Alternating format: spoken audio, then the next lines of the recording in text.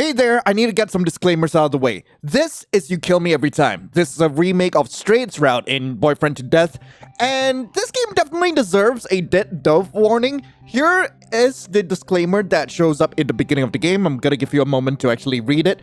And here are some additional warnings based on the content that's available. I don't want to hear anyone say that I glorify this, because I clearly don't. Now, please, enjoy yourselves safely. The torrential downpour seemed to come out of nowhere. It wasn't even cloudy when I left. I stood under an awning and watched the wall of gray solidify with a sigh. My attention was coaxed to a warm yellow light coming from behind me. Some kind of pub? I'd never seen it before, yet somehow it felt nostalgic. I gave up on the idea of getting home soon and opened the door. The sound of relaxed chatting and clinking glasses drew me in. I sat down at a small table and breathed in the scent of cheap liquor and damp wood. Well, I've never seen you before. My attention snapped up to a man sitting at my table across from me. Are you waiting for someone? Yeah, they should be here soon. No, I came in to escape the rain. Do I know you? Yeah, I know I could hit the camera button, but no. Yeah, I think I was waiting for you.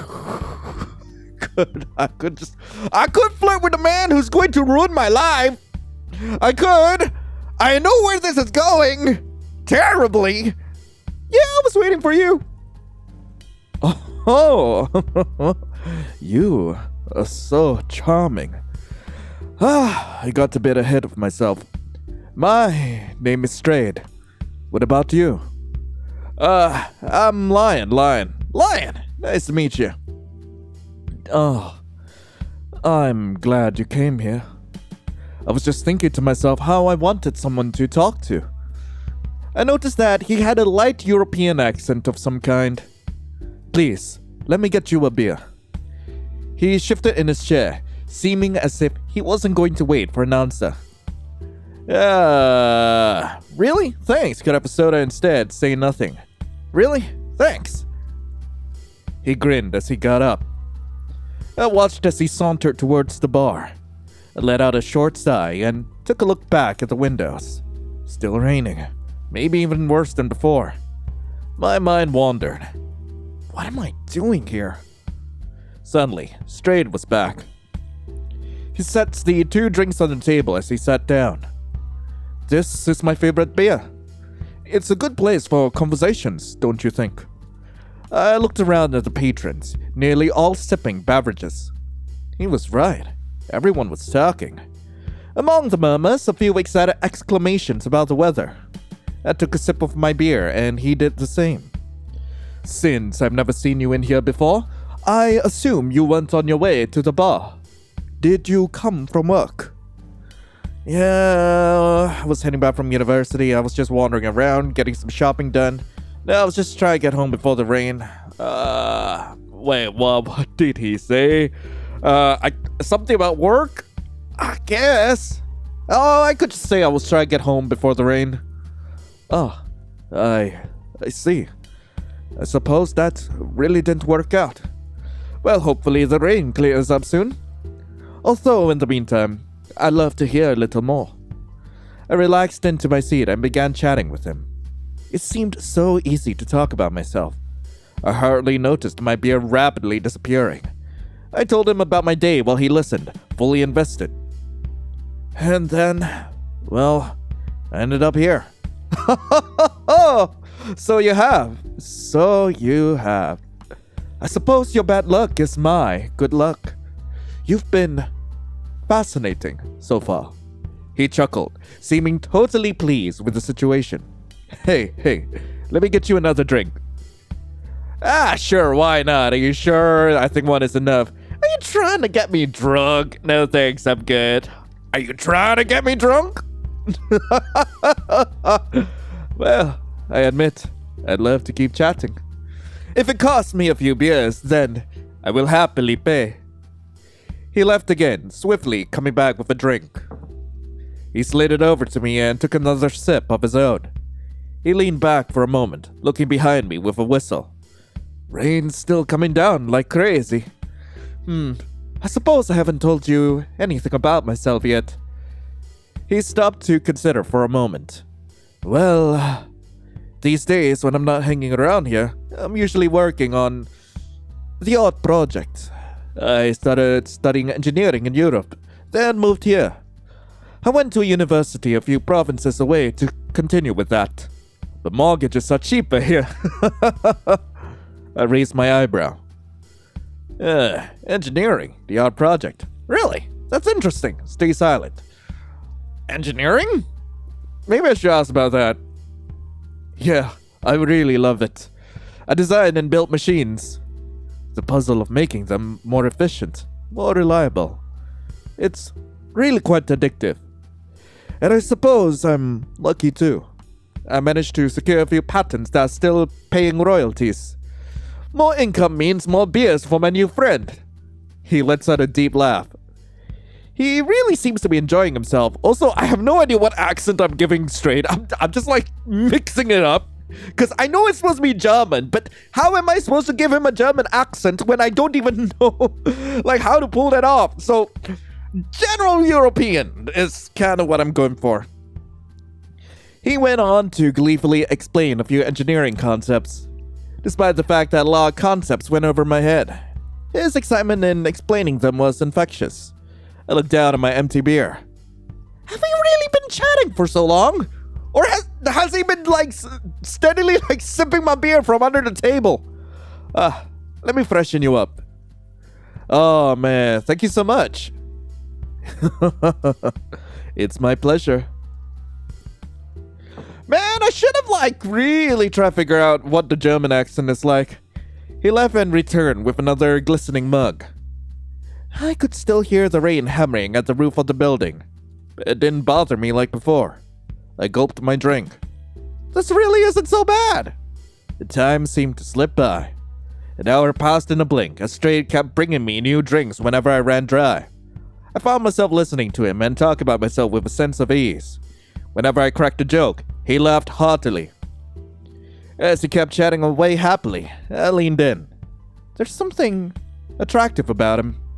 I let myself lose track of time. Drowsiness softened my thoughts. I slumped back into my chair. You're starting to look a bit tired there, buddy.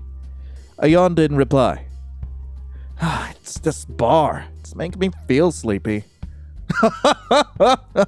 You're right. And I guess we've been at it for quite a while. He looked over my shoulder and clicked his tongue in disapproval. The rain hasn't slowed down a bit. I looked behind me to see the wall of water past the window myself. I guess we'll just have to get you home anyway. Oh yeah, it's getting late. As I stood up, the blood seemed to rush out of my head. I steadied myself on the table. Had a bit too much to drink? He laughed warmly.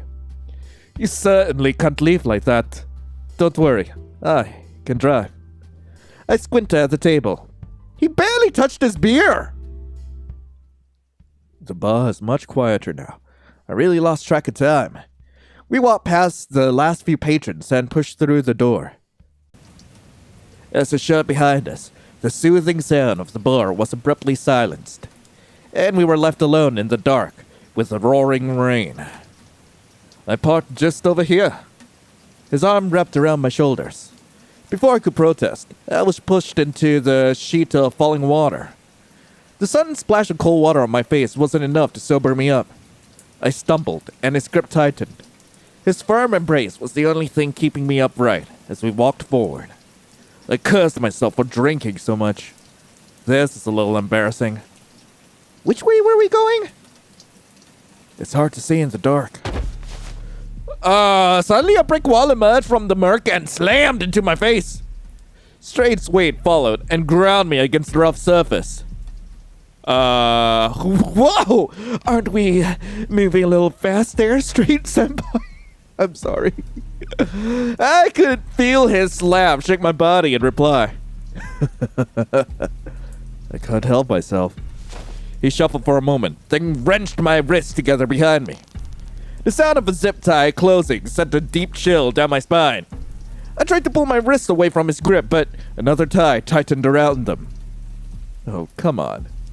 Relax. His hand slid over my mouth. It's time for you to come home. Oh no! I see. I'm a relax. I'm a chill. I mean, there really ain't nothing I can do here, so I'm just gonna relax. He's too heavy. And I'm too drunk to even walk straight. I'm better off saving my energy. I relaxed my body against his, trying to show him that I wasn't going to resist. There you go. A thick piece of fabric was pulled around my mouth, tightened and tied quickly behind my head. Then another, a blindfold. I tried to quell a sense of rising panic. Hey, it ain't somewhere I haven't been before, and I wonder if we're gonna... I know we're gonna end up in this basement, but is it the basement? I need to know. He gripped my shoulder again and started pushing me along. I can't see. I can't scream! My mind raced, hoping that someone would see what was happening. But the pounding rain on my head washed that thought away. Of course, everyone is inside. I stumbled forward, blindly and completely helpless. If anyone ever saw me in this situation, I guess they just think this was some sort of weird kink, I guess. Until we finally stopped, maybe just half a block away. A beep and a click. Damn, he really just lives like around the block. Damn. Oh no. Oh, I'm in his car. I was pushed forward until I fell over the bumper of a car. Oh, come on now. Another shove and a lift, and I was inside what I was sure was a trunk. See you at home, buddy. The trunk slammed shut.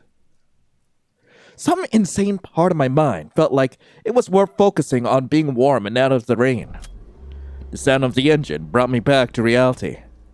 I tried to kick at the trunk, but nothing gave at all. Oh, my feet hurt! My head hurt! I squeezed my eyes shut and tried to stay calm as I was rocked back and forth by the car's movements. I couldn't tell if it was my panic playing my sense of time or not, but... the drive seemed to take forever. Eventually, I heard the pop of the driver's door opening. My heart started hammering again. A click and a whoosh of air told me the trunk was open. Look at you. You are so cute like that. I tried to protest, but the fabric gag muffled anything I could possibly say. Hands clamped around my shoulders and pulled me out of the trunk. I wobbled. Tried to stand. He steadied me. Come on, just a bit further. He sounded excited, like I was blindfolded because he was going to surprise me with a gift. He guided me firmly across the floor. It was warm, quiet, no rain. This must be a garage. I felt myself pushed through the threshold of a door. Okay, be careful here. These are stairs. Down. I pushed a toe forward until the ground disappears. Fear pulsed through me. Would he lie? What if it just drops? He forced me forward until I had to find the next stair to steady myself. My half whimper, half sigh of relief was muffled by the gag. I continued my forced march down the stairs as I considered my position. If that was a garage, this must be a basement. I lurched forward. There was no next step. I'd reached the bottom. He pushed me further, just a few steps, and then stopped. Is this it? Is he going to kill me now? He clicked his tongue. You're soaked. He was right. I was shivering. Just a second. I don't know what he expected me to do other than wait. I can't even see. I focused on the sound of a drawer being rifled through. Then, I froze as a sharp point pressed lightly under my chin. This is a knife. I'm going to cut your clothes off. Whatever. Do it, Straight, I'm ready! I gulped and stood still. Oh, what else can I do? Oh, don't worry. I'm not going to hurt you yet. I'm just going to get these wet clothes off of you. The word yet was echoing in my head as I heard a swift rip of fabric. I gasped involuntarily as my wet clothing was peeled away from me. Soon, I was standing there in nothing but my underwear. My arms were bound. I couldn't even cover myself. Aw, no need to be shy here. By the time we're done, you won't need to be worried about that at all. I wanted to argue, but two heavy hands gripping my shoulders cut off my train of thought. Sit. They pushed me down with a command. Yeah, I'ma sit. I let him guide me to the floor. My arms rubbed up against a metal pole. Is that his pole? Am I rubbing up against his pole? Just relax. Oh, okay. Yes, I will relax against your pole. Sure. His voice was coming from behind me now. The zip ties holding my wrists together were sliced away. Before I could comprehend my freedom, I was frozen by the characteristic rip of duct tape. My arms were pulled tight behind me and bound around the pole. The cloth in my mouth was pulled away. Then the blindfold was finally... Oh, no! I mean, I knew I was gonna be here. But I didn't expect it to be the exact same! Not Straight's basement! Then the blindfold was finally lifted from my face. Oh. Comfy? Man. What do you mean lie? That's not a lie. I am comfy. I mean, at least I'm, like, not stuck to a chair again. Is that a trick question? No, I'm not comfy. You shoved me in a trunk. You. Anyway, now you're dry, so you won't freeze. I want you to be properly awake tomorrow. Tomorrow? What do you mean tomorrow? I admit, I'm very excited to get started, but it's a bit late, and I want you to be properly awake too. So, get some sleep. He turned towards the stairs. I'll let him go. Good night, Straight. Have a good sleep. I watched him bound up the stairs, whistling happily. The heavy sound of a door closing seemed to jumpstart my panic. He's really just gonna leave me down here? I twisted my wrist and pulled at the bindings. I can't. I tried to calm down. I started examining the space around me. Seems like a mostly regular basement, although a few tools sent a shiver up my spine. Muffled talking caught my attention. Huh? It was him. I could tell, but who was he talking to? I could hardly hear, but it sounded like another man. I'm gonna get some... Should I? Cause I would rest, but I know who's up there. And I kind of want to see Ren. I'm gonna save, first save of the game, sure. Hey, help! Help me! It's crazy! He's gonna kill me! Please? The voices stopped for a moment. They heard me! They start talking again. My hope died as quickly as it arrived. Whoever he's talking to. I don't think they're gonna help me. There's no point in fighting anymore. If I sleep, maybe I'll have enough energy to try and escape tomorrow. If someone like me could ever escape. I shook the thought from my mind. I have to try. The fear finally started giving way to exhaustion. I slowly drifted into a restless sleep. Oh. Thanks, Steve, for letting me know that Fate Stay Night is ready to play. Something was nudging me.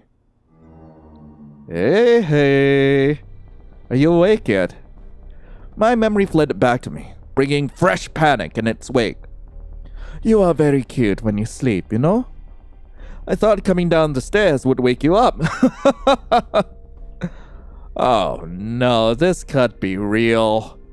You might have slept better than me, actually. I was so excited to play with you. I couldn't rest. But now we can finally get started. He held up a gleaming knife. I thought about all the things I could do. But I think, let's start simple. Oh, my health bar is here. Oh no, he moved close to me. I instinctively shuffled, trying in vain to get away from him. A hand cupped my face. Where should we start? Your leg looks soft. I couldn't think. I just stared at the knife as he lowered it to my exposed skin. His grip on my face tightened. Oh, don't worry. I'll make sure to go slow. Okay, he dragged the blade across my skin, slowly as he promised.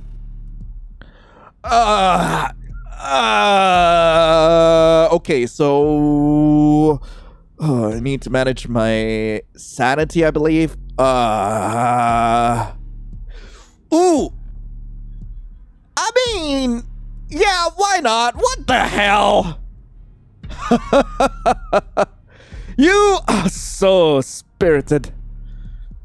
He shifted his weight, seeming to renew his excitement. His hand finally left my face as he steadied himself. He moved the knife edge against my skin next to the original cut. I'ma stay still. I stifled a yelp as the edge tore my skin apart. He increased the pressure and speed. My blood clung to the edge of the knife in a shaking hand. I glanced back up to him and realized he was still watching me. Had he looked down at all? I cried as a deep gash was slashed into my leg. I knew it! I knew you would be good! I could tell! His free hand slid over my thigh, roughly teasing my fresh open wounds. Show me more. He positioned the tip of the knife to point straight down into my thigh. What happened to going slow? He laughed in response. Oh, I know. I really should, but... Oh! I screamed as he plunged the blade deep into my leg. Oh! I slumped over my mangled lap. My heart was pounding, spilling my blood out onto the stained floor. Another rhythm crept into my consciousness. He was panting. His fingers moved towards the hilt of the knife, still lodged in my body. Huh. That's a bit too deep now, isn't it? I went too far. I knew I would go too far. His other hand tightened around the grip. I screamed as he jerked the knife, twisting it slightly. Oh, it's too much. I know. The hell is he talking about? The agony in my leg consumed me.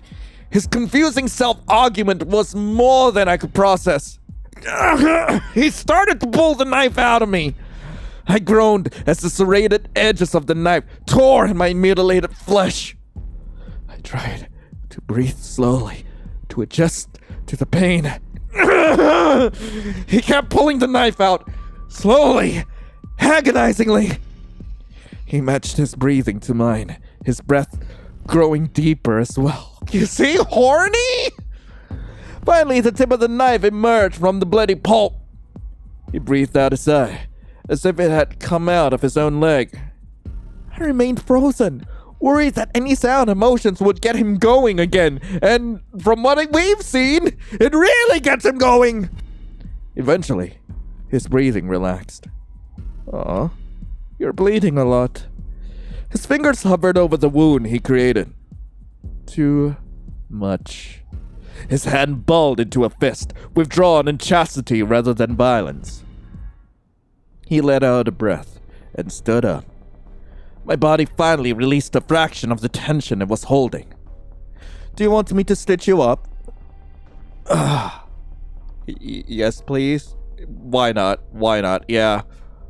Yeah, sure. Yeah.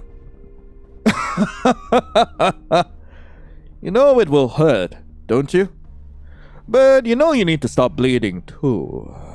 You're a tough one, survivor. It's not like I've been here before. Very interesting. Well, let's fix you up then. He turned together a medical kit and a bottle from the cabinets behind him. He sat down and placed the objects to the ground.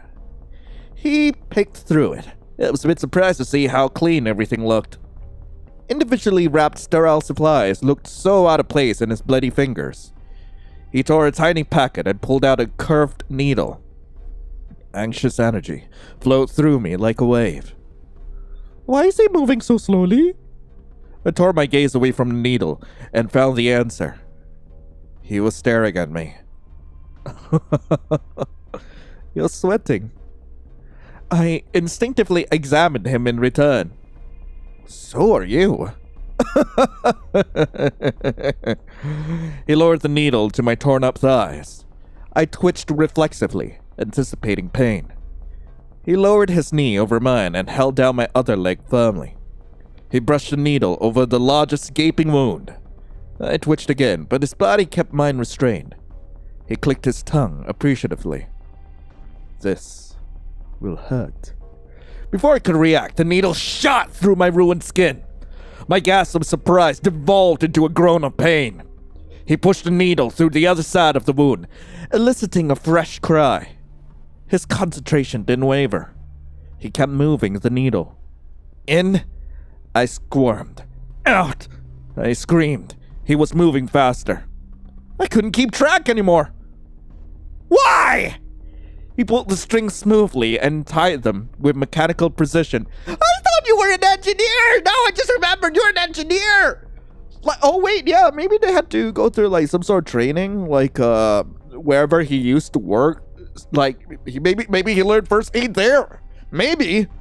I wouldn't want to think that he just learned all this from like all the practice he had with his various victims. Why is he moving so quickly? Is this mercy? Through waves of pain, I tried to concentrate on his face. No, it's not mercy. This is obsession. He can't stop.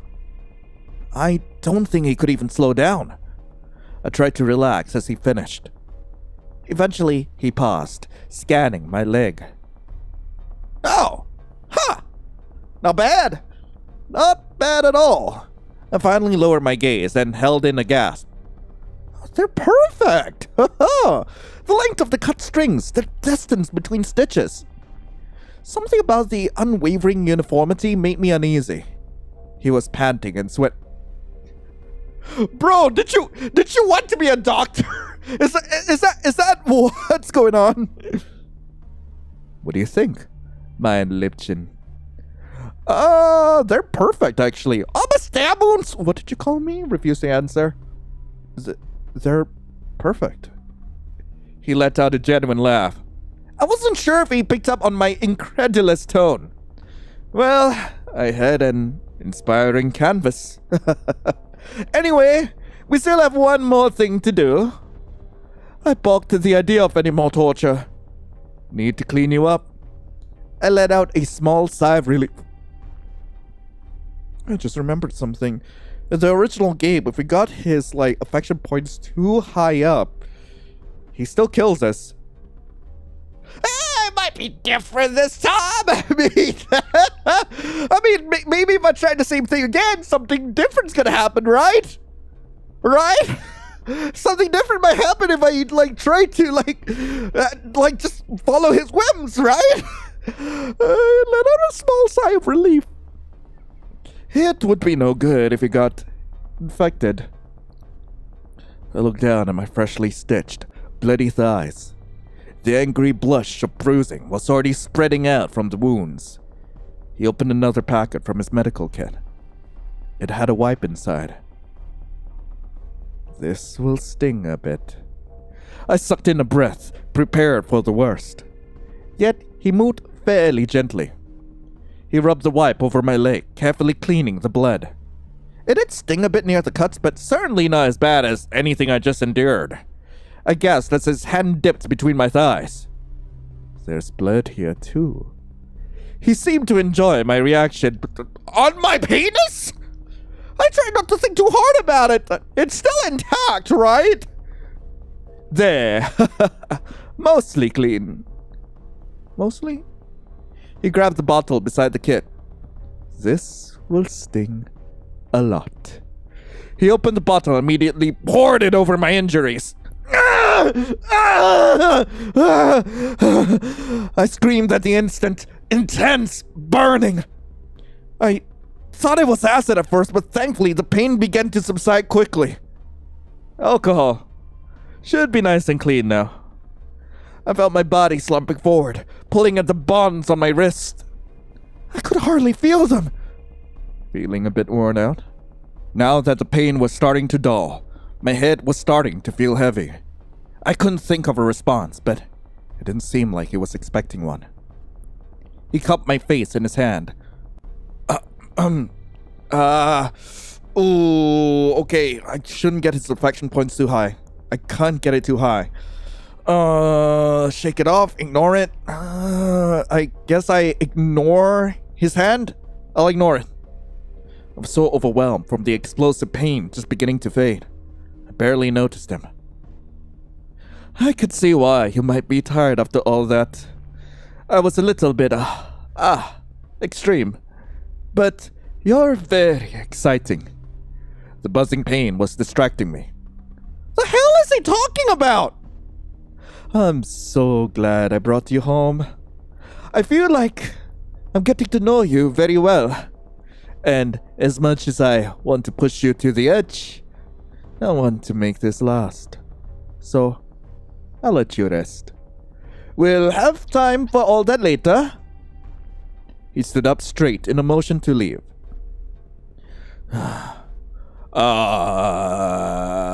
Don't leave me!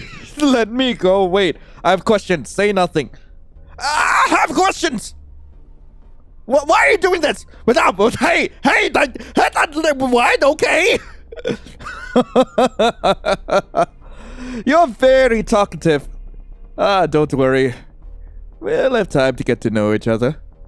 I promise. He walked away and left all my questions unanswered. The stairs creaked as he thumped casually up to the door. With a heavy thud, I knew I was alone again. I let out a sigh. For a while, I could hear footsteps, but eventually, only silence remained with me. The pain in my legs was a dull throb.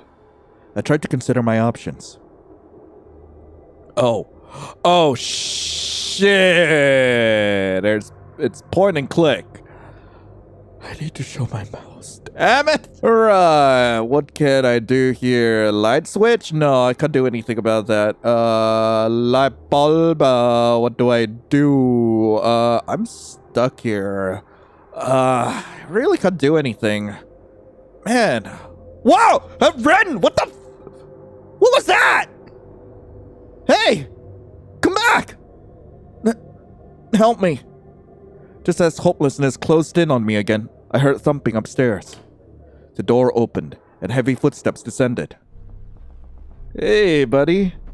I recoiled against the pole. My heart was pounding. I wasn't sure if it was fear or... I tried not to look at him. I heard you calling. Was someone down here? Lie. I was calling for you. Aw, for me. Well, what do you need?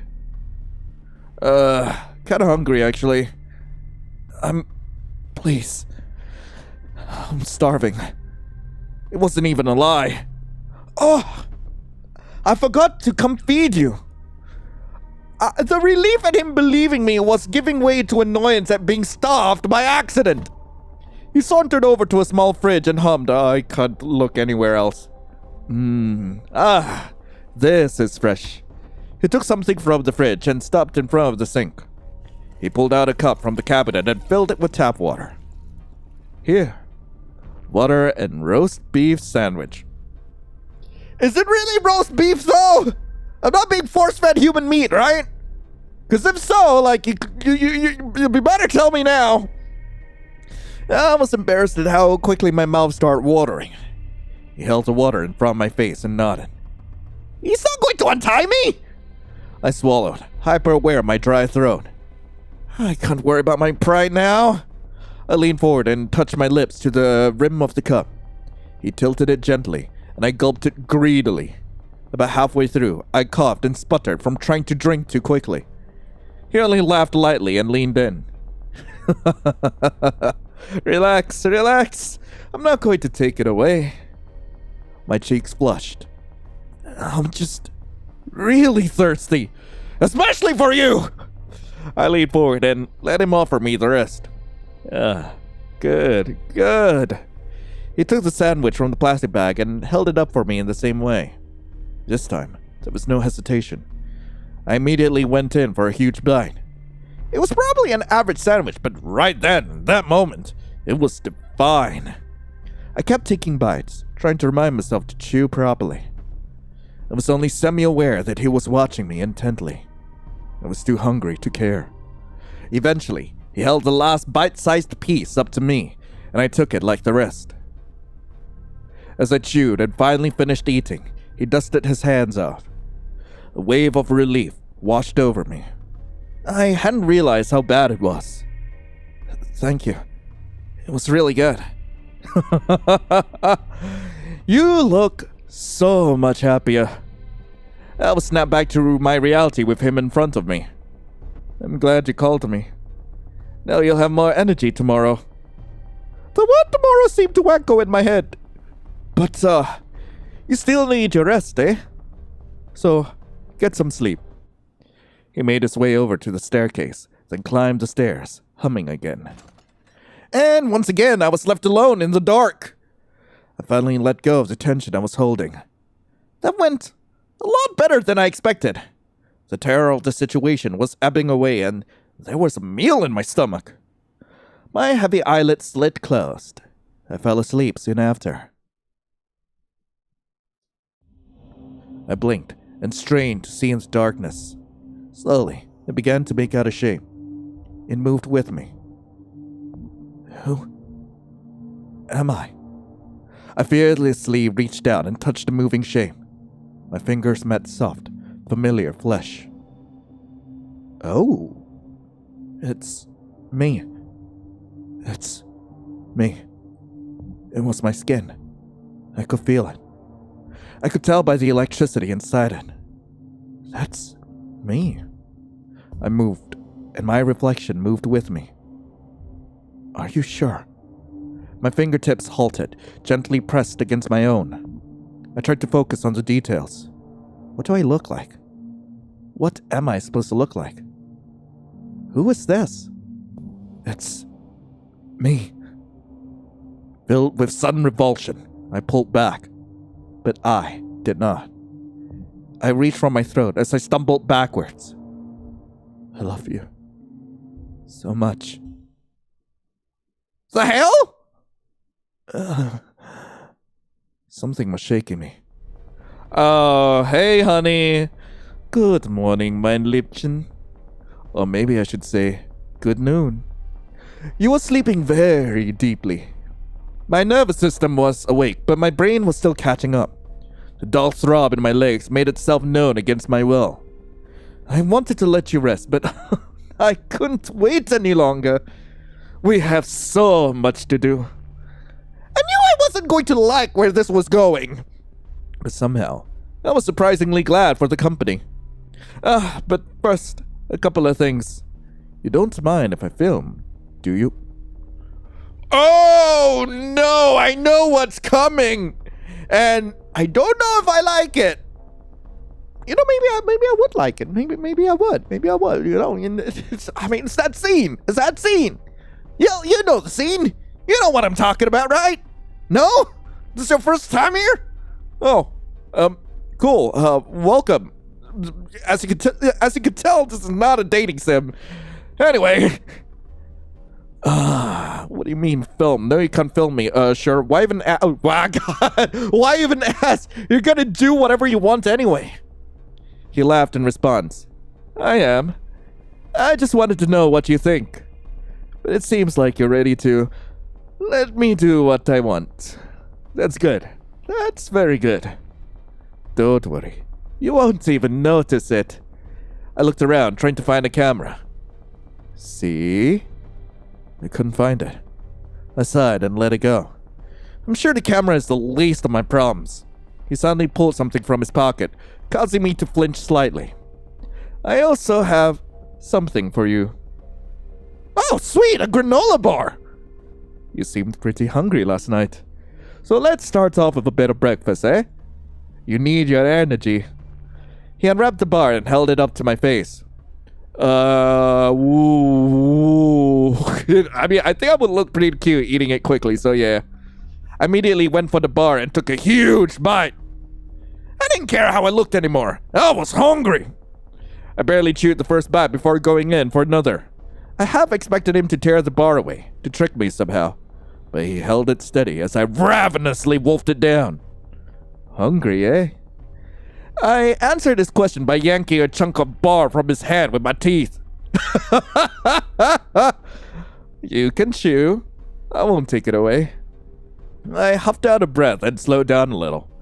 Before I knew it, he was holding a piece too small for me to bite anyway. He took my momentary hesitation as an invitation. He pushed the last bit between my lips, brushing his fingers over my skin just a little too long. He stood up and dusted his hands off on his shirt. The tiny meal did make me feel a little better. Thanks. The phrase came out reluctantly. Still polite, eh? I could tell that was difficult for you. My relief was short-lived. He was staring at me. I shifted nervously as he studied my body. Your stitches look pretty good. I looked down at my mangled body. My throat tightened. He's going to do more. You look scared.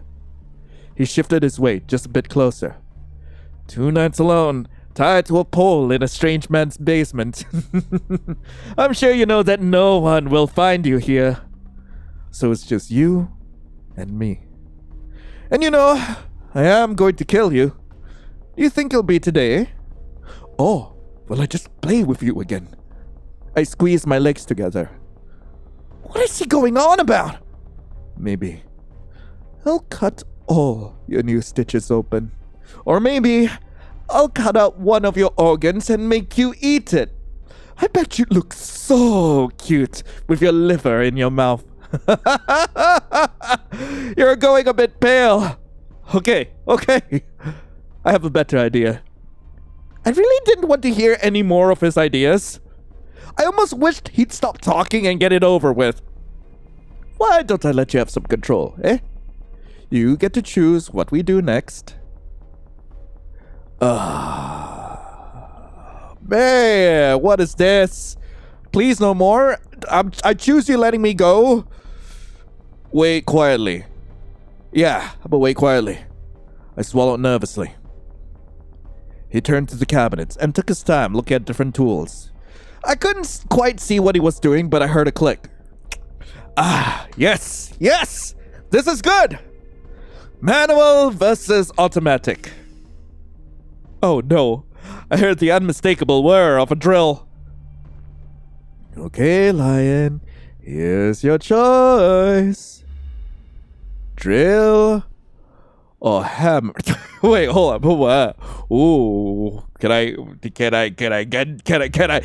get railed instead? Oh wait, yeah, I could just wait. Are you gonna give me both? Huh. Nothing? I thought you would like to have a little control. But I was wrong, wasn't I? You don't want any control. A hot flush crept on my cheeks. I didn't want to answer.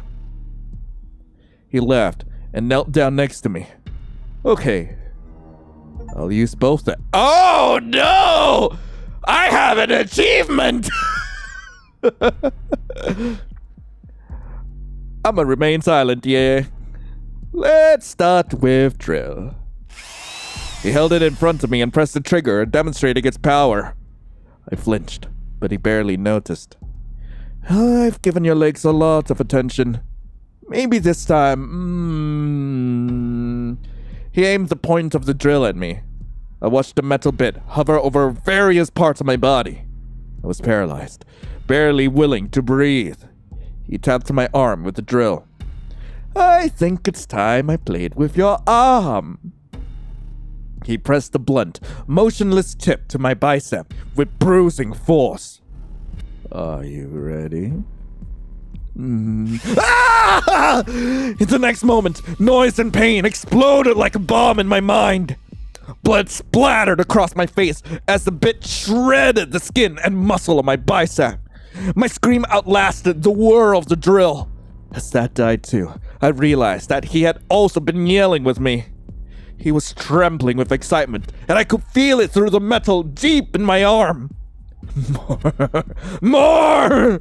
He pulled out the bit and pressed the bloody tip to my skin, just a bit lower on my arm. No! No more! Please!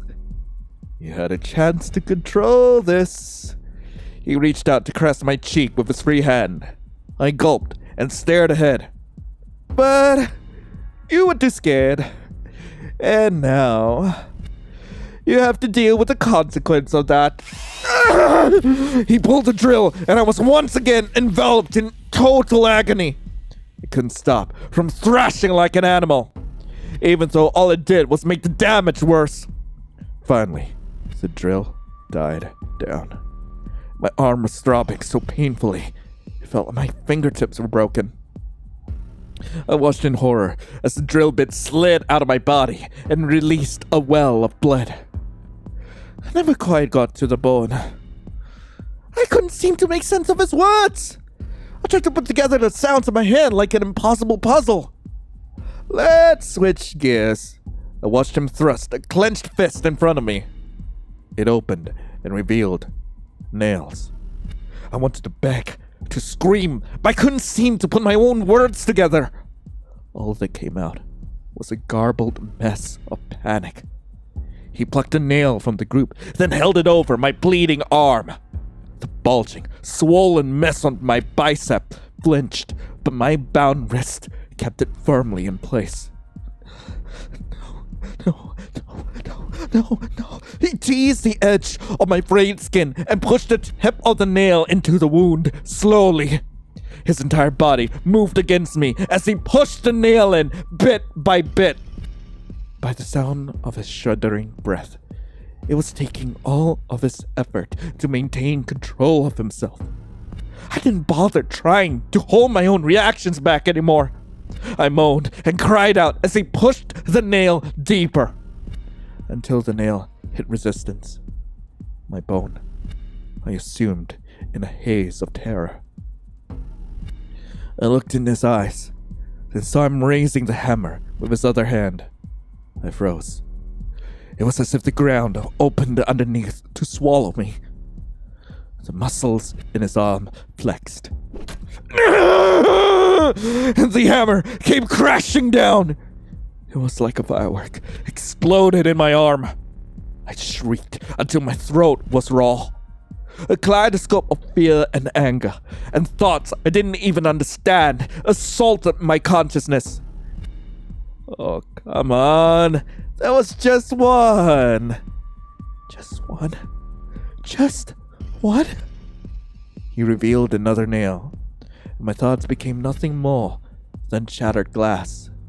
Shards filling my head and my veins as he leisurely pushed the second nail into the other bloody hole. Again, the hammer rose, smeared with my blood. And again, it smashed the nail into my body, driving two halves of my bone apart. I couldn't separate the noise in my head from the noise I was hearing or making anymore. All my senses reported a miasma of suffering, and my brain had given up on any sorting of any of it. Running around. An alarm was going off in my head. He said something. Huh? I said, I can't let you be running around. I know you'd been good on the pole, but just in case. I still didn't understand what he was saying. I'm not running around. I'm not even... He was holding the drill again. There was a screw mixed with my nails. He turned the drill and changed the bit with a strange, effortless grace. I wondered if he was really moving like that or if I was just going insane. He moved back and positioned the screw over my kneecap. It finally clicked for me. He doesn't want me to be able to walk. He steadied the screw and pushed the point into my skin. I simply watched him. Some part of me that should be screaming seemed to be broken. He clicked the tip of the drill bit into the screw.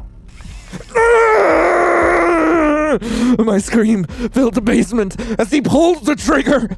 The screw immediately tore apart my cartilage and wrenched my kneecap apart in ways it was never supposed to have. I tasted blood. I coughed and choked on my own scream, trying not to throw up. My throat was being torn apart too. I fell forward, my dead weight straining against my bonds. Oh no. Are you all out of jam, buddy? His voice sounded like it was far, far away. Like I was slipping under the surface of rising water.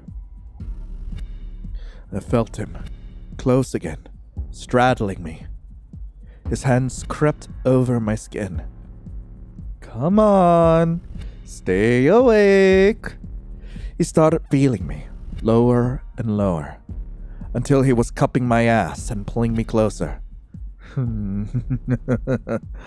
He stopped for a moment and withdrew a pocket knife. I immediately squirmed under him, expecting more violence, but simply reached behind me and sliced the tape, holding my wrists together. I stayed limp on the floor as he eventually rose off my back. I vaguely heard him cleaning up and calming down. Eventually, he dragged my lifeless body back to the pole and taped my wrists back together. Well, in case anyone was wondering, I had to cut out the scene where Straight basically assaults you from the actual gameplay. I will be cutting out a number of scenes as we actually go through this game itself. I will be putting them up on Patreon instead, and I will be separating and tagging each one of them properly so that you won't get surprised, like, when you actually see what happens, okay? Some of these are actually pretty gruesome, so do keep that in mind, but if you do want to see those scenes and me narrating over them, like, check it out in the Patreon. I will be linking it in the comments, but anyway, let's keep going. He snapped his fingers in front of me, then sighed at my lack of responsiveness. Maybe that was a bit too much. But you were so... He made a strange sound, like it was holding back some animal noise instead. You were perfect. He gripped the head of a nail lodged in my arm. The way you scream makes me so... makes me feel crazy. I winced as he yanked the nail out and tossed it aside. It was nowhere near the pain I just endured, but it was already well past my limit. His finger closed around the second nail. I'm glad he couldn't choose. He pulled the other nail out just as quickly. This was more fun. Anyway, he finally backed off and hovered over the screw. I could imagine what was coming, so I tensed up with the tiny shred of energy I had left. He wedged his fingers between the head of the screw and the bloody skin underneath, then wrenched it out with a grunt. It was like lightning struck through my leg, but I couldn't seem to scream anymore. He sighed with contentment. You really are something special. I felt like a discarded heap of torn up nerve endings and meat. I almost forgot to clean you up. He walked away, doing something with the cabinets I couldn't be bothered to watch. Eventually, he returned with the medical pack I saw last time. You won't need any stitches this time. All your holes are tiny. He laughed lightly, but I couldn't see what was funny. He took his time with a warm, wet cloth, cleaning my bleeding wounds. The pressure just aggravated the injuries, but something about the cloth was slightly relaxing. Then he wrapped the holes in clean, white bandages. I wondered for a moment why he even bothers. I'm going to die down here anyway. There. I don't want you to have infections. I want you to be fresh and awake for me. My heart pounded for a moment as I frantically wondered if he could read my mind. I'll let you rest. I let out an involuntary sigh and closed my eyes. Good night, mein Liebchen. I heard him walk up the stairs and close the door. I was finally alone. I groaned and forced myself to stay awake. I have to do something. I have to find some way out of here. I won't last much longer. My body wouldn't answer the desperation of my mind. I couldn't even seem to keep my head up. I sighed and surrendered to sleep. Yay! You look so different now. You look like Price of Flesh Ren. What the fuck happened? I froze, not understanding what I was seeing for a moment.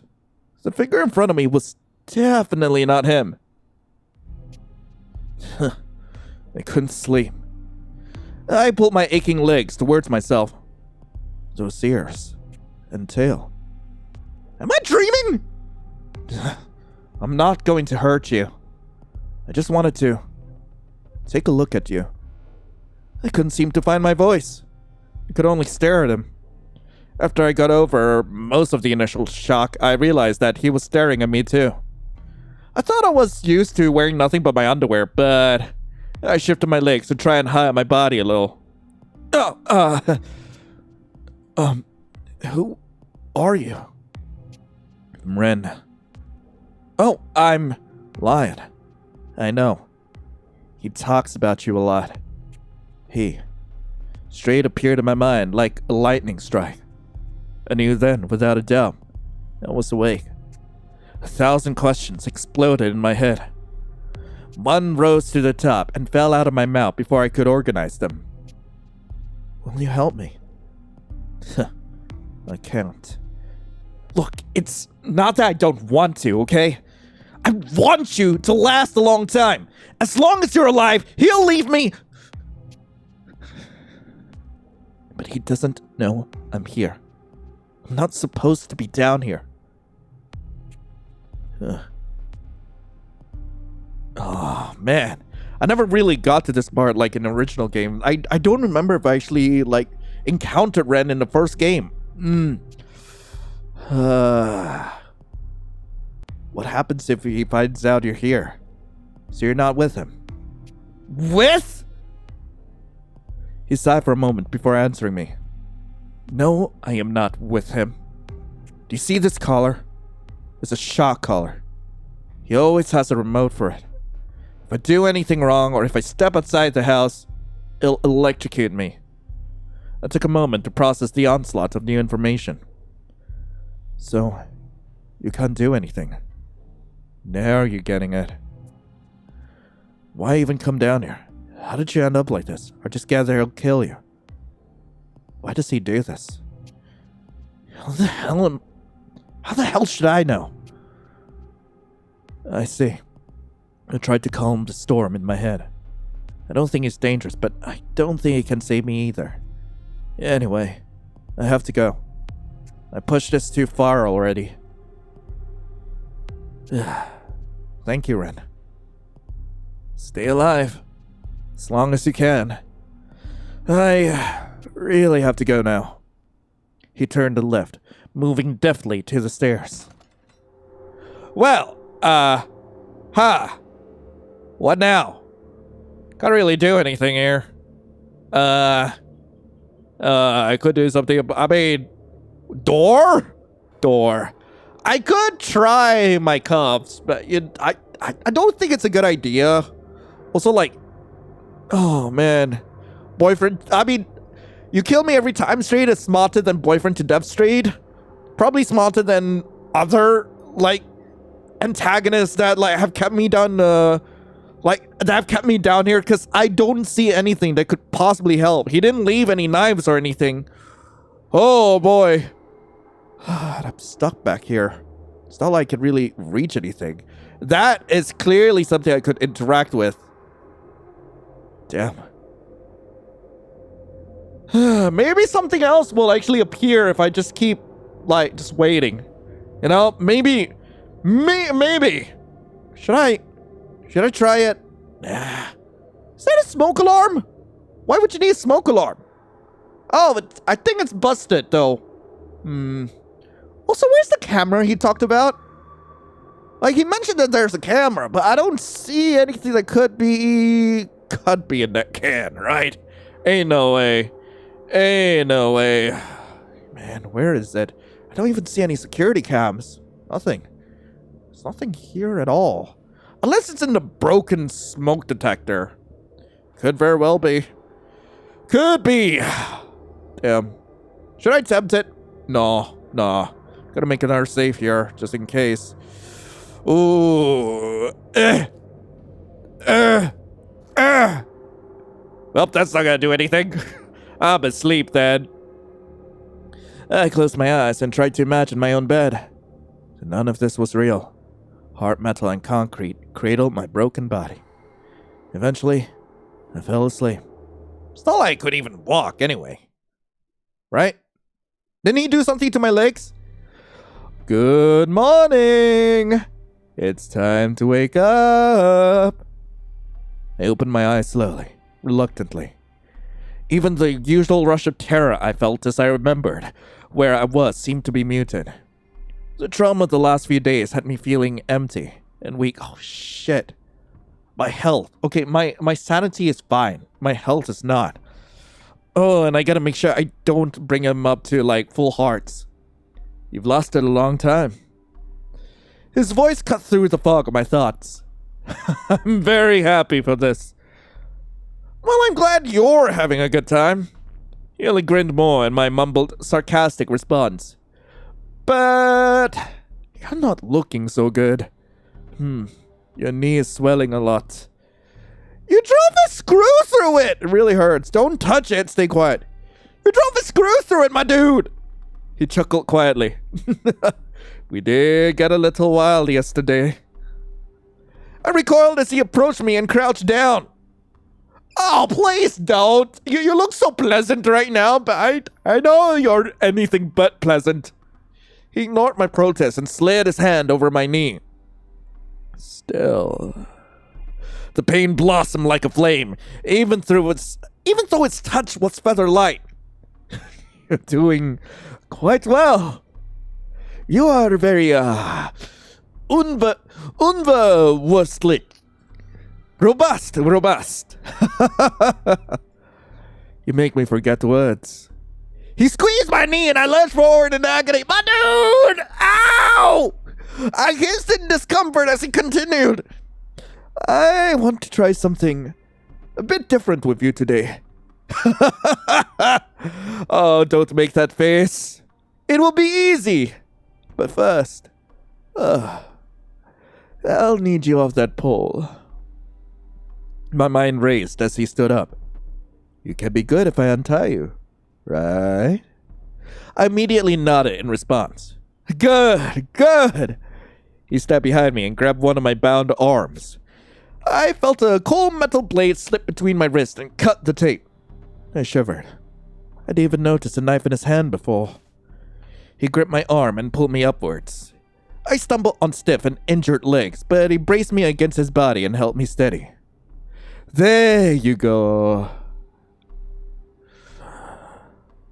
Oh, this is a tough one. Okay. Attack, reason, or stay still? I'm gonna stay still. I stood up shakily, but his hand never left my arm. He led me to what I thought was a table. Ah, shit! Until I saw from this angle it was a table, so... I should have attacked. I instinctively tried to slow down, but he pushed me along until I was standing in front of it. My now familiar sense of panic rose and closed my throat. His heavy hand pressed against my back until I was bent over the table. Do you know what this is? It's called a hobby table. Can we make crafts instead? I felt him slap the back of my head playfully. Well, it is a machine. I felt a finger touch the back of my head. I really love machines. Did I ever tell you that? Oh God, the dried blood on it. The finger started drawing circles absentmindedly on the back of my skull. Oh, you should tell me a lot more about it instead of... He chuckled, but his fingers also clasped the back of my neck. I like to pull them apart and figure them out. But there's more to it than that. His wistful tone felt so out of place, pushed against a motionless saw. Machines are all made by people for a purpose, intention. He began to stroke my head like some kind of pet. I love to look for that intention, the reason people make what they make, why they do what they do. I didn't really know what he was trying to say, but I wasn't too eager for him to stop talking. What do you feel when you look at that blade? Scared, like it would be awesome if it didn't turn it on? I don't know! Refused to answer. Like it would be awesome if it didn't turn it on? His chuckle was quiet and dark. I feel like you're not listening to me at all. Not very good though, right? Even if I wasn't going to turn it on and push you into it, I stiffened and a cold bead of sweat rolled down my back. People think machines are ugly. More than ugly. Repulsive. Do you see yourself as a machine? People make machines, but they don't want to look at them. I find that interesting. But Straight, I feel like you have a lot of unresolved trauma with your family that you may want to talk to someone about. Like, I get that every guy needs a hobby, but you know, there could be, you could have healthier outlets. But it does make some sense, doesn't it? Intentions can be very ugly. Ah, shit! A click. A high-pitched mechanical scream, and the saw came to life right in front of my face. My body moved on its own, straining against it, desperately trying to get away from the saw. His hand gripped the back of my head. I pushed against the table, clinging and scraping and trying to get any kind of purchase. I yelled and begged, but my voice was lost in the noise. My weakened body's desperate thrashing didn't seem to affect him at all. The muscles in his arms pressed my face closer and closer to the spinning blade, like a concrete wall, crushing me. Is he really going to kill me like this? I screamed and cried, but it only seemed to waste my extremely limited strength. My nose was only millimeters away from the machine now. I couldn't spare any effort to scream anymore. Only the scream of the blade filled the air now. And still, he pushed. Holy shit! The whirring disc seemed to practically touch me. Just as my strength was giving out, his iron grip softened. I let myself fall to the table just beside the saw.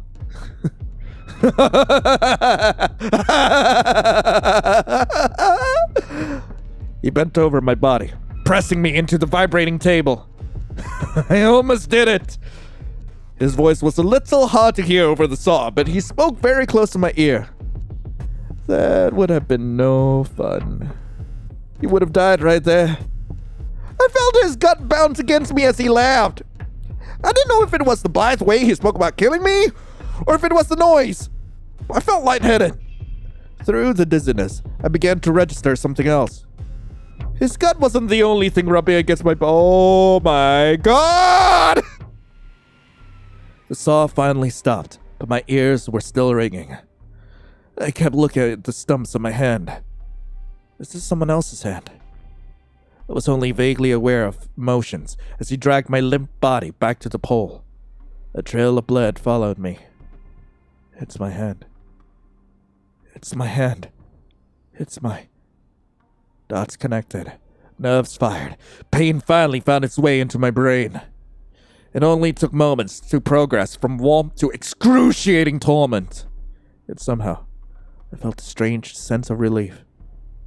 Pain was familiar. It was something I understood. I didn't even scream.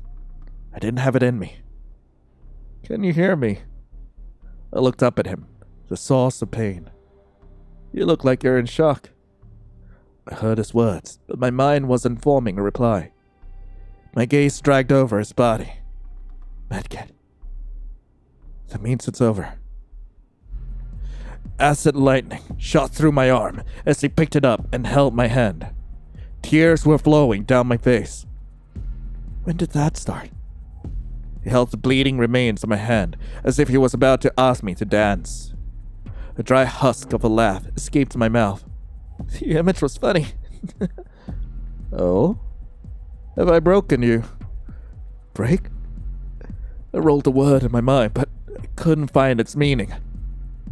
Meanwhile, he raised my finger to his lips. He ran his tongue over my index finger, lapping at the blood that coated it. I shivered as a jolt of pain pulsed through my arm.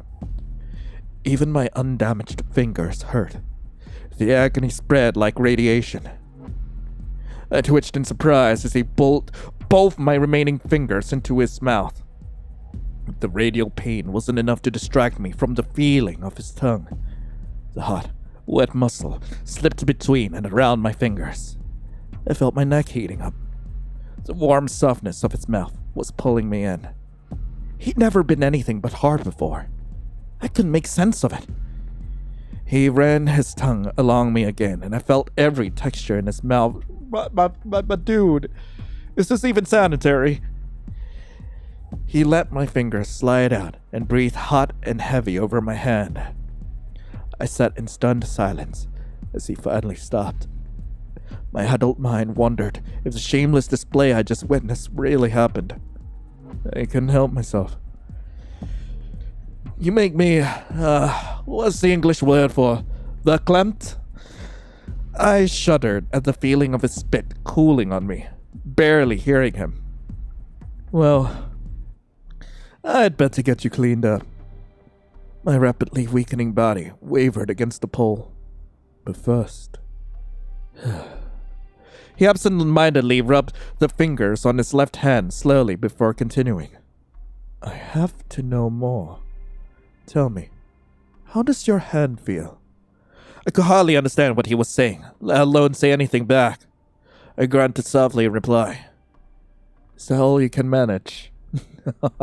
Come on. He squeezed my cheek, as if he could force words from me like a toy. Give me more. He gripped my chin and waited for me to speak. I had nothing more to give him. I stared dully at him, ready for whatever horror awaited me next. All right, let's finish this. Okay. He held up my hand again, along with the bottle. I recognized it, only a split second before the alcohol poured over my stumps. Searing pain became a tear in my reality, a dark void that swallowed me. I gasped and coughed. Then I looked around frantically, trying to figure out where he went. I froze as I registered a strange noise. Snoring?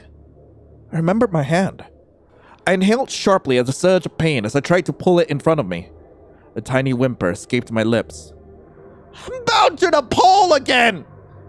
And gingerly felt around my injured hand with my good one. I felt cloth, bandages. I prodded at the stumps despite the pain. My insides seemed to flip. My fingers were missing, but felt like they were still there. I remembered the scream of the saw and shook the thought from my mind. I need to concentrate and get my bearings. I felt the stumps more carefully. They were rounded, the suggestion of stitches closing them up. But I couldn't be sure. My attention returned to the snoring.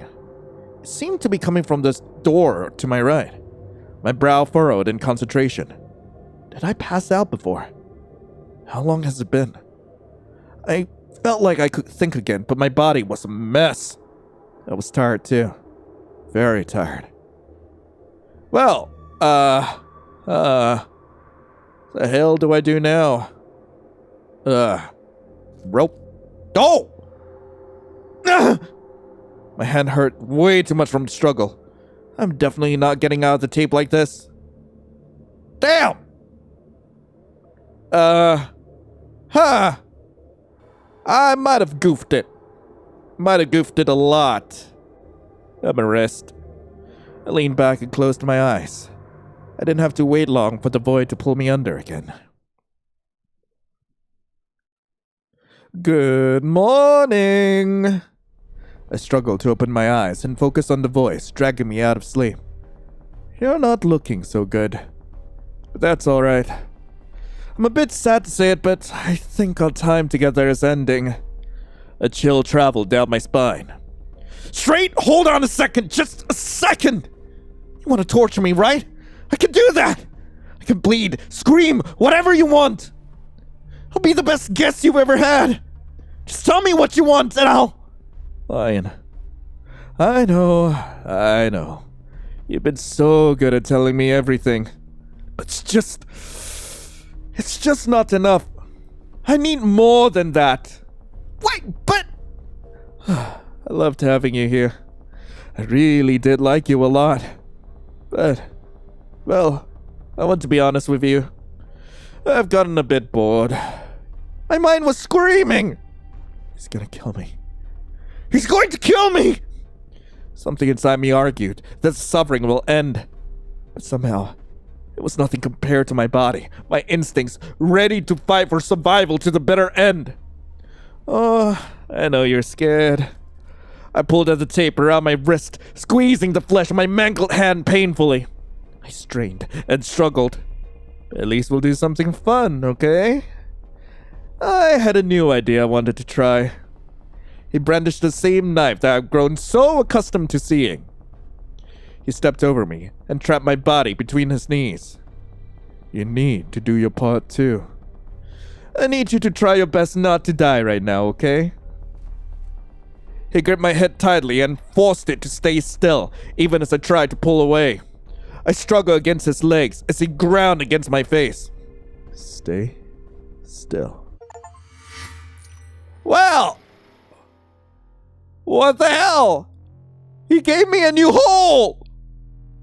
What the hell? Okay, I'm going to be honest. I had to take a break in between, like, the last ending and right now. Because, like, it was pretty darn extreme. But apparently, we can find a knife, like, somewhere on, like, the first night. Oh, hi, Ren. What was that?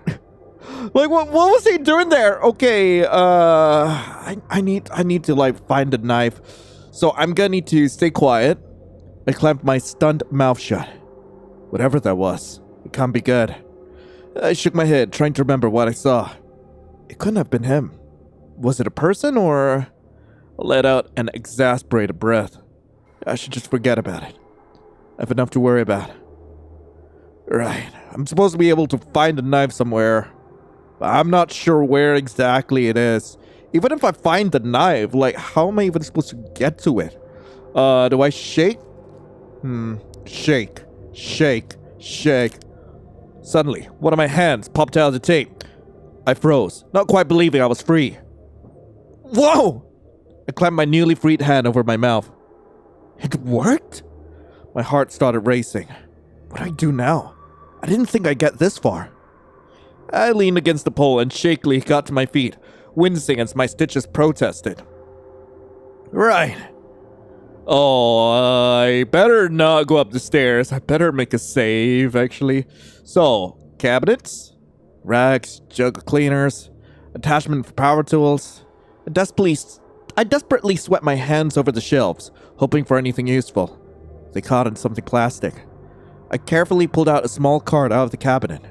It was a driver's license, but definitely wasn't STRADE'S. It was a middle-aged looking guy, balding on the top. Why? My throat constricted as I realized.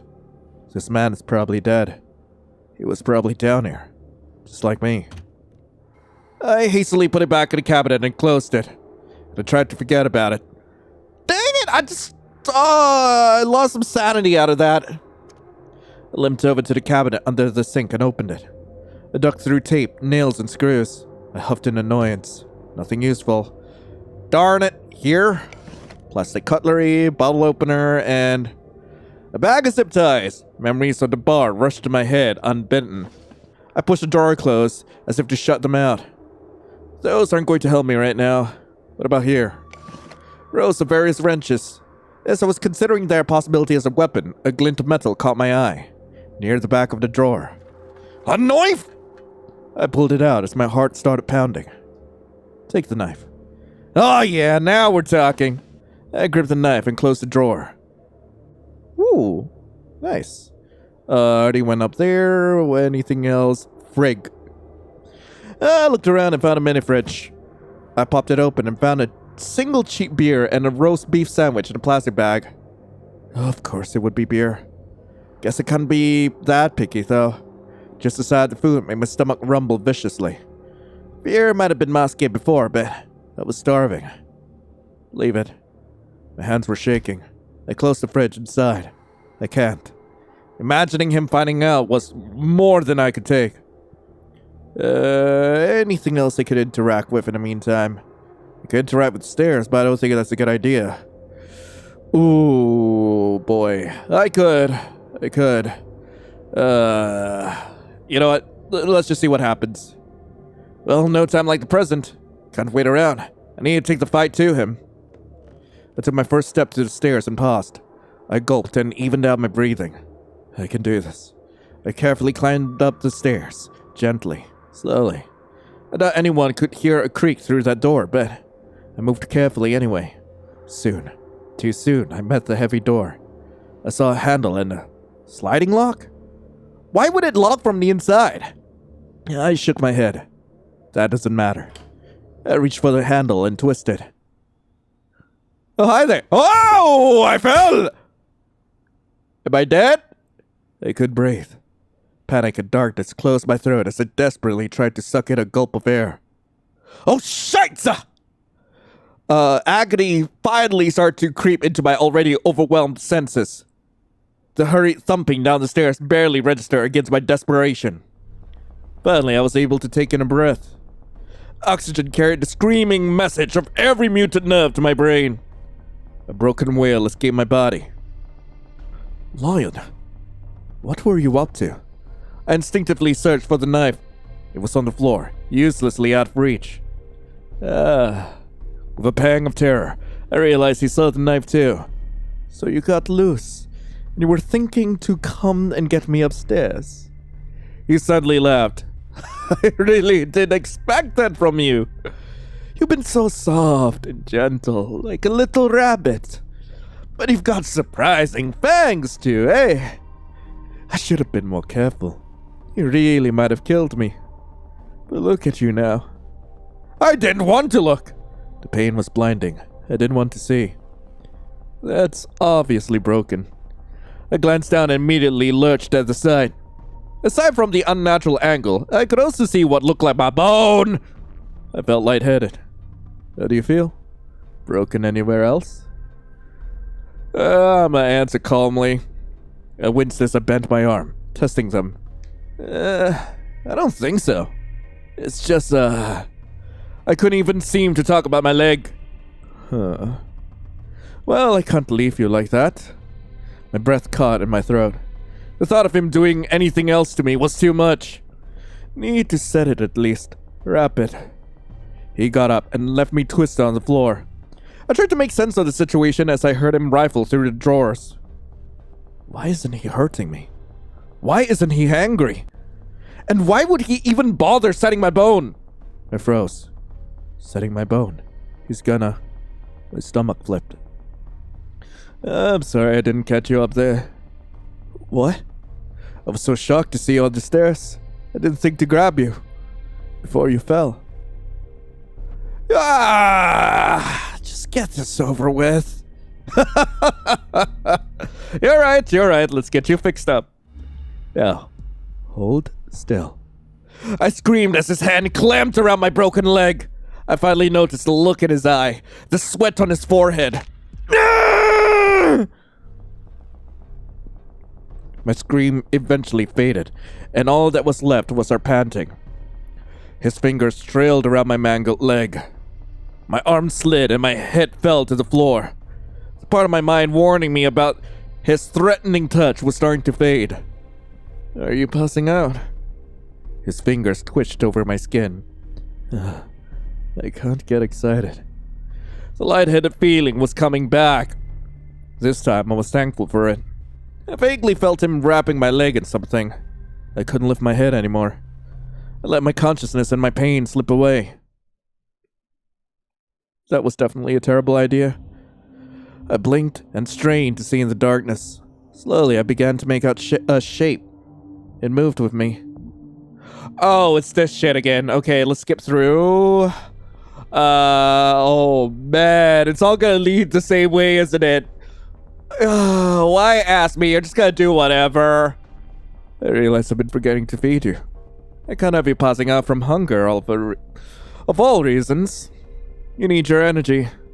He unwrapped the bar and held it up to my face. Okay, oh my god. Oh, thank you so much. And your leg. Well, that's not looking so good. But we can't expect much for that. I looked down at my mangled body. I know.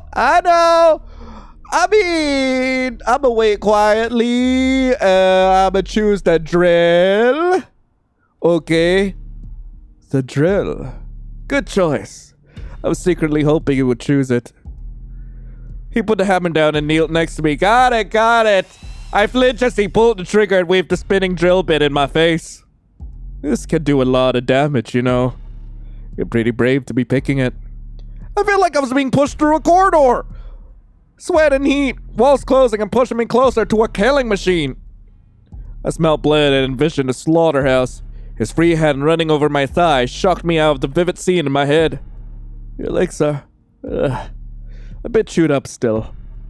Maybe we should give your arm some attention. I tried to shift my position defensively, but as usual, it was no use. I tried to turn away, only expose my shoulder to it more. Which hand do you mostly use? I'm right-handed. Of course! Don't worry, I'll do your other arm. Who knows if you might need to use it again. He grabbed my arm. He wasn't waiting anymore. Panic exploded to the front of my mind. Then he pushed a cold, blunt tip into my skin with bruising force. Get ready. The next moment was an explosion of sound and pain. Can I skip this? No! The spinning metal tore through my flesh with vicious force. My blood splattered upon my own face. I hardly even realized I'd been screaming. He wasn't letting go. He wasn't stopping. So much noise. The drill, my screaming, and he was screaming too. Suddenly the drill stopped. Oh my god, why do you get horny over this? He was panting and shaking. The bit was still lodged deep in my arm. My scream had devolved into a trembling moan of pain that sounded so alien to me. I think you'll go through the bone? His voice was so slow and heavy that I didn't register what he said at first. I tried to ready myself this time. Relax. I relaxed my muscles and accepted my fate. Oh! He pulled the trigger and in agony like I've never felt, shot through my arm and to the rest of my body. Hey! Don't pass out. My whole arm hurt so much that even my fingertips felt like they were bruised and broken. I could barely tell when he pulled a bit out from my arm. That's good. He briefly cupped my chin and looked at my face. Yeah, you could have a little more. I don't think so! I tried to say no, to scream. I felt like I couldn't control my tongue. I only managed a garbled mess of panic and distress.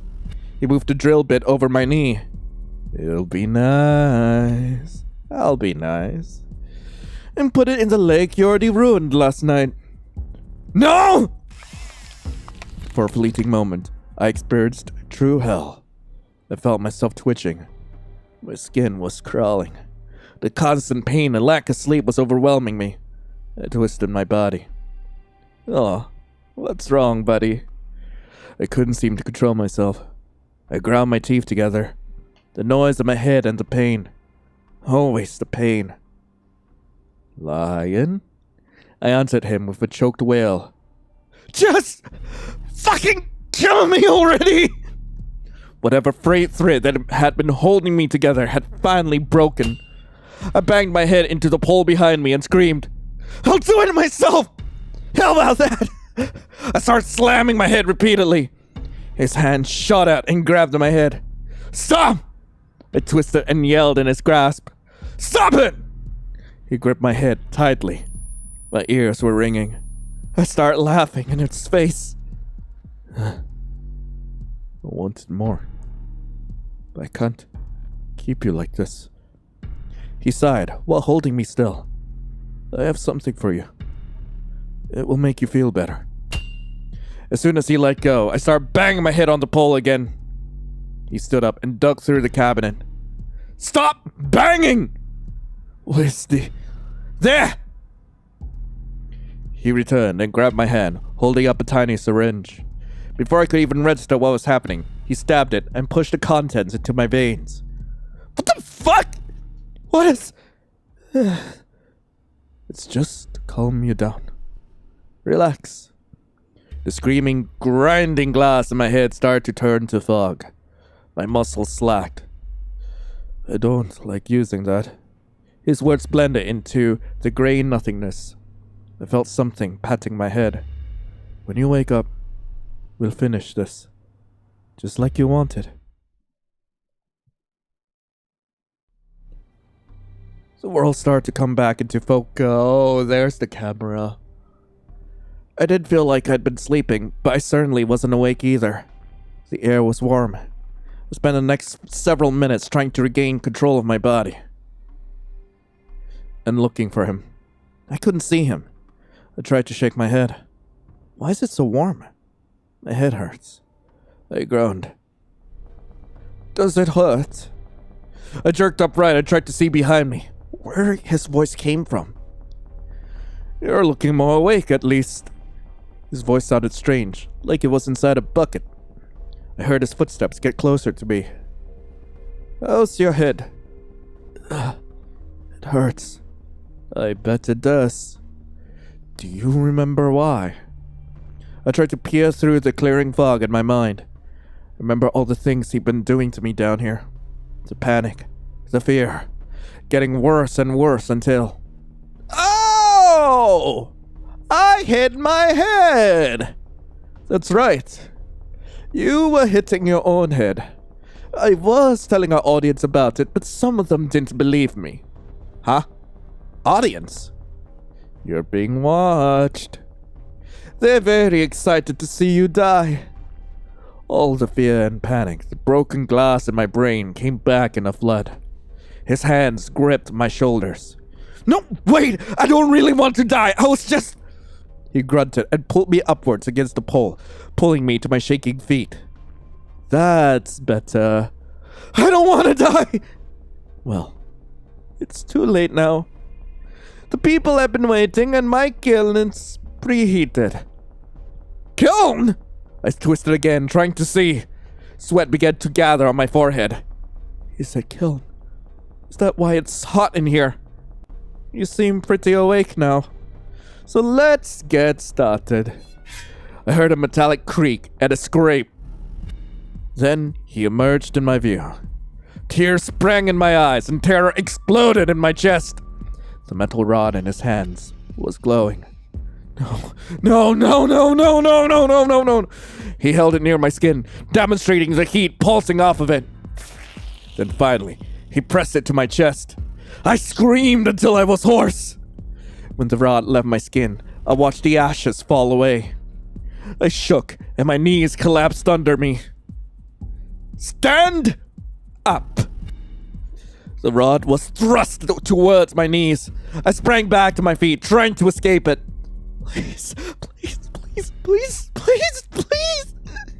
I was sobbing now. He pressed the hot tip against the inside of my thigh, and I screamed again. And I started to collapse from pain again. He repeated the action. I lost track of how many times he burned me, stopping only to check on the laptop once in a while. Eventually, my screams started to weaken. I slid down the pole, willing my legs to hold me. but they wouldn't. I think it's time to use the long one.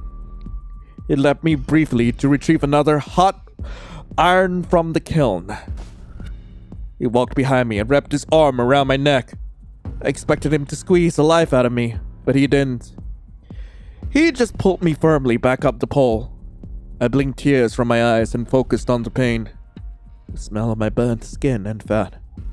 My raw and bloody throat. I couldn't scream anymore. Then I repeated the words that started this. Just fucking kill me already. He squeezed me tightly in a chokehold. Your wish is my command. He positioned the rod between my legs. Then he pulled it upwards. My body seized in blinding pain as the molting point drove through my flesh. A raspy, broken excuse of a scream escaped my ruined body. He pulled harder and harder, forcing the burning instrument through my body. The point made its way past my ribs before I finally blacked out. I never saw him hold my dangling, skewered body up for the camera, broadcasting my death to hundreds of glowing screens. God freaking damn it! I lost my mind! Okay, so we're back in the basement. I have the knife, okay? Once again, this is night 1. Like, the night after, you tried, screaming for help. I'm going to interact with the knife. I flipped the knife over in my hand as I started thinking. If I stay down here, he's bound to come back down eventually. I have to catch him off guard. But it could be hours, maybe longer. I can't just stand here. I can't fall asleep either. A terrifying idea surfaced in my mind. What if I call him? I tilted the knife, studying my dark reflection. What would make him come down? I tried to remember anything useful from my session. He kept getting excited when I was in pain. That's it. I know what to do. I found a spot out of view from the staircase to wait. I took a deep breath and recited my lines in my head. Okay. I wiped the sweat off my hands and gripped the handle of the blade. It's now or never. It hurts! Straight! I raised my voice with as much fear and panic as I could. It wasn't exactly hard. Thumbs upstairs became a sliding deadlock and the creak of a heavy door. Yes! He came bounding down the stairs. I tried to prepare myself, pushing down my lack of confidence. He turned the corner and... My aim was true, but my thrust was halted by his grip. It was suddenly my muzzle against his. I put every ounce of my desperation, my will to survive behind my knife. But the element of surprise was gone. And my condition limited my strength. One pivot, one slip, and I was slammed against the wall. The wind was knocked out of me. Time seemed to slow as I was stunned. The knife was wrestled from my grip. The potential of my reality flipped. For a single, endless moment, my ground crumbled, my sky fell. As the knife plunged into my back, it left and stabbed me twice before finally being tossed to the floor. Oh no. His body pressed against mine. I tried to move, breathe, gasp, but I couldn't. His hands crept onto my body and clung to my sides. The pressure and his body were smothering me. I tried again and again to take a single breath. The bristles of his stubble pressed against my face. He closed in all around me, suffocating.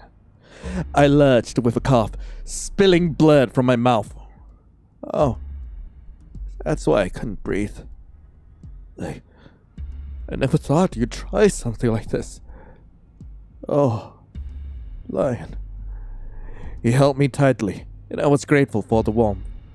I could feel his heart beating faster and faster as mine slowed down and finally stopped. Oh, man! I was stabbed in the back! Damn it! Okay, so I think what I need to do is that I need to rest, okay? I returned to the pole and leaned against it with a sigh. done all I can. Now I need some rest. I slid down until I was in my original position. I considered the discarded duct tape on the floor. I better put this back over my wrist. A plan started to form in my mind. It's loose enough now. I should be able to get out if I need to. I shuffled the knife under my thighs to hide it. I just have to wait for the right time. When his guard is down. And then, I gulped. I just have to do it. I pulled the loose tape back over my wrist and sat, looking exactly how he left me. Then finally, I let my head droop. And it's a dream sequence. Let's skip through this. I don't think any of this matters. What does matter?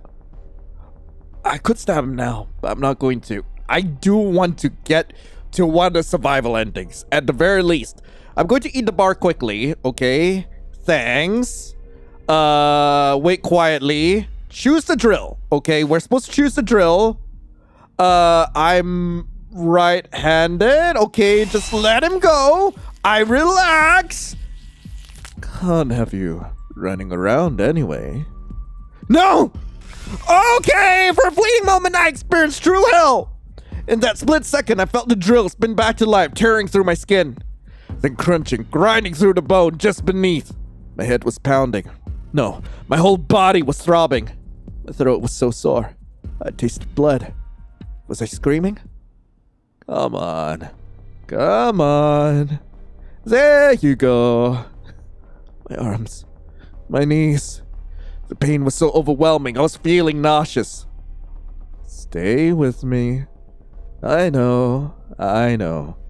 It was too much. He was patting my head. Somehow it made the pain slightly better. I ground my teeth. Part of me felt stupid for enjoying it. But the rest of me was just willing to accept any tiny relief, no matter where it came from. I know it hurts. There's a bright side to the drill, though. Small holes. You won't need any stitches. Ooh, what am I supposed to do here?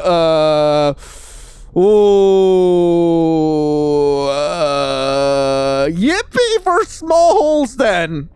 He let out a strangely gentle laugh. I love your sense of humor. He seemed to be examining my leg. Though pain seized the most of my attention. Wait, was I supposed to stab him earlier? Because he seems really close right now. I'm supposed to stab him when he gets really close. Let's just keep going. Just a bandage, I think. He got up and rummaged through his cabinets again.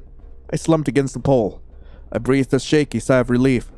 My whole body hurt like hell, but at least he seemed to be winding down. And I survived. I heard him washing his hands in the sink. Then he came back. Okay, mein Liebchen. He revealed a wad of wet paper towel. He raised it to my arm, and I winced, remembering the alcohol. But it was just water. The pressure still hurt my damaged muscle, but the water was warm. On the grand scale of things he'd done to me, this wasn't so bad. I found myself relaxing slightly, in spite of it. Oh no, I missed my chance to stab him! You've got blood on your face too. Before I could answer, he raised a wet towel, now pink with my blood, to my face. Ooh, stab? Stab, stab. I watched him while moving my wrist carefully. I concentrated on moving as little as possible as I slipped one hand from the tape. You're staring. I gulped as my thoughts raced. It hurts. My fingers crept towards the hilt of the knife. Oh? My hand closed around the handle. What's mutt? That's mutt. He leaned in, closer. Now! My muscles tensed, and I sprang, slashing at him. In one moment, silence became a scream. Stillness became motion. And I was thrown to the floor. He jerked back just before the knife could reach him, then slammed me to the ground by my... Oh... I don't think I was supposed to stab him right now. I think I was supposed to wait till later. Oh no. Okay. His weight crushed me as I slowly processed my failure. A knife? His knee moved to my back and pushed the air out of my lungs. And where did you get that? He pulled the knife out of my grip as I refused to answer. It doesn't matter. His tone sounded flat and resigned. It sent a cold shiver through me. I have to. His fist thumped to the floor, in front of my face, gripping the hilt of the knife. He sighed dejectedly as his other hand gripped me painfully by the neck and pulled me forward, up and over the blade of the knife. No, wait! His hand moved to the back of my head and started pushing it down. I'm sorry, wait! The point of the knife pushed into the bottom of my chin. I screamed, and I tried to push back in vain. Oh, wait, I thought the ending, an eye for an eye, meant I would have lived! Oh, shit! It easily drove through the soft flesh beneath my jaw. My head was being forced down, and the blade slowly pushed up through my tongue, into my mouth. My scream became a gargle, as my mouth filled with blood. And still, the knife drove up higher, until... Ah, wait, oh, this was a different ending. So I had to stab him elsewhere. Damn. Okay, so apparently I made like quite a few mistakes on like day 1 as he's trying to torture us. So apparently I'm supposed to cry. I couldn't help it. The shock of pain brought the telltale heat to my eyes. I felt tears drip down my face, along with the blood on my leg. Did his hand on my face just tremble? He shifted his weight, seeming to renew his excitement. His hand finally left my face as he steadied himself. He moved the knife edge against my skin next to the original cut. Stay still, I think... Okay, most of this is the same. I'm going to prepare myself. I scrunched my eyes shut and tried to brace myself. I screamed as he plunged the blade deep into my leg. I slumped over my mangled lap. Okay, skip through. Okay. And over here, I'm supposed to say yes. And then say that they're perfect. I lean into his hand. His hand was rough but warm. A simple touch. A gentle gesture.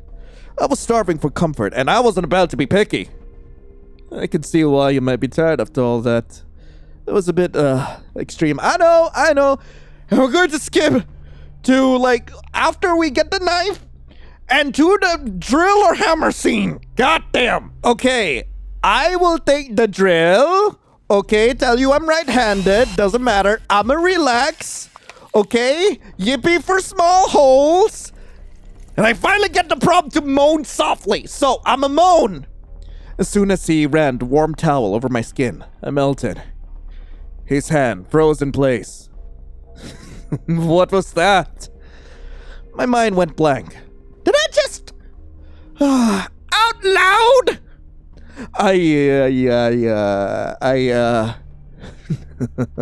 You like this? I felt my face get hotter and hotter. I know,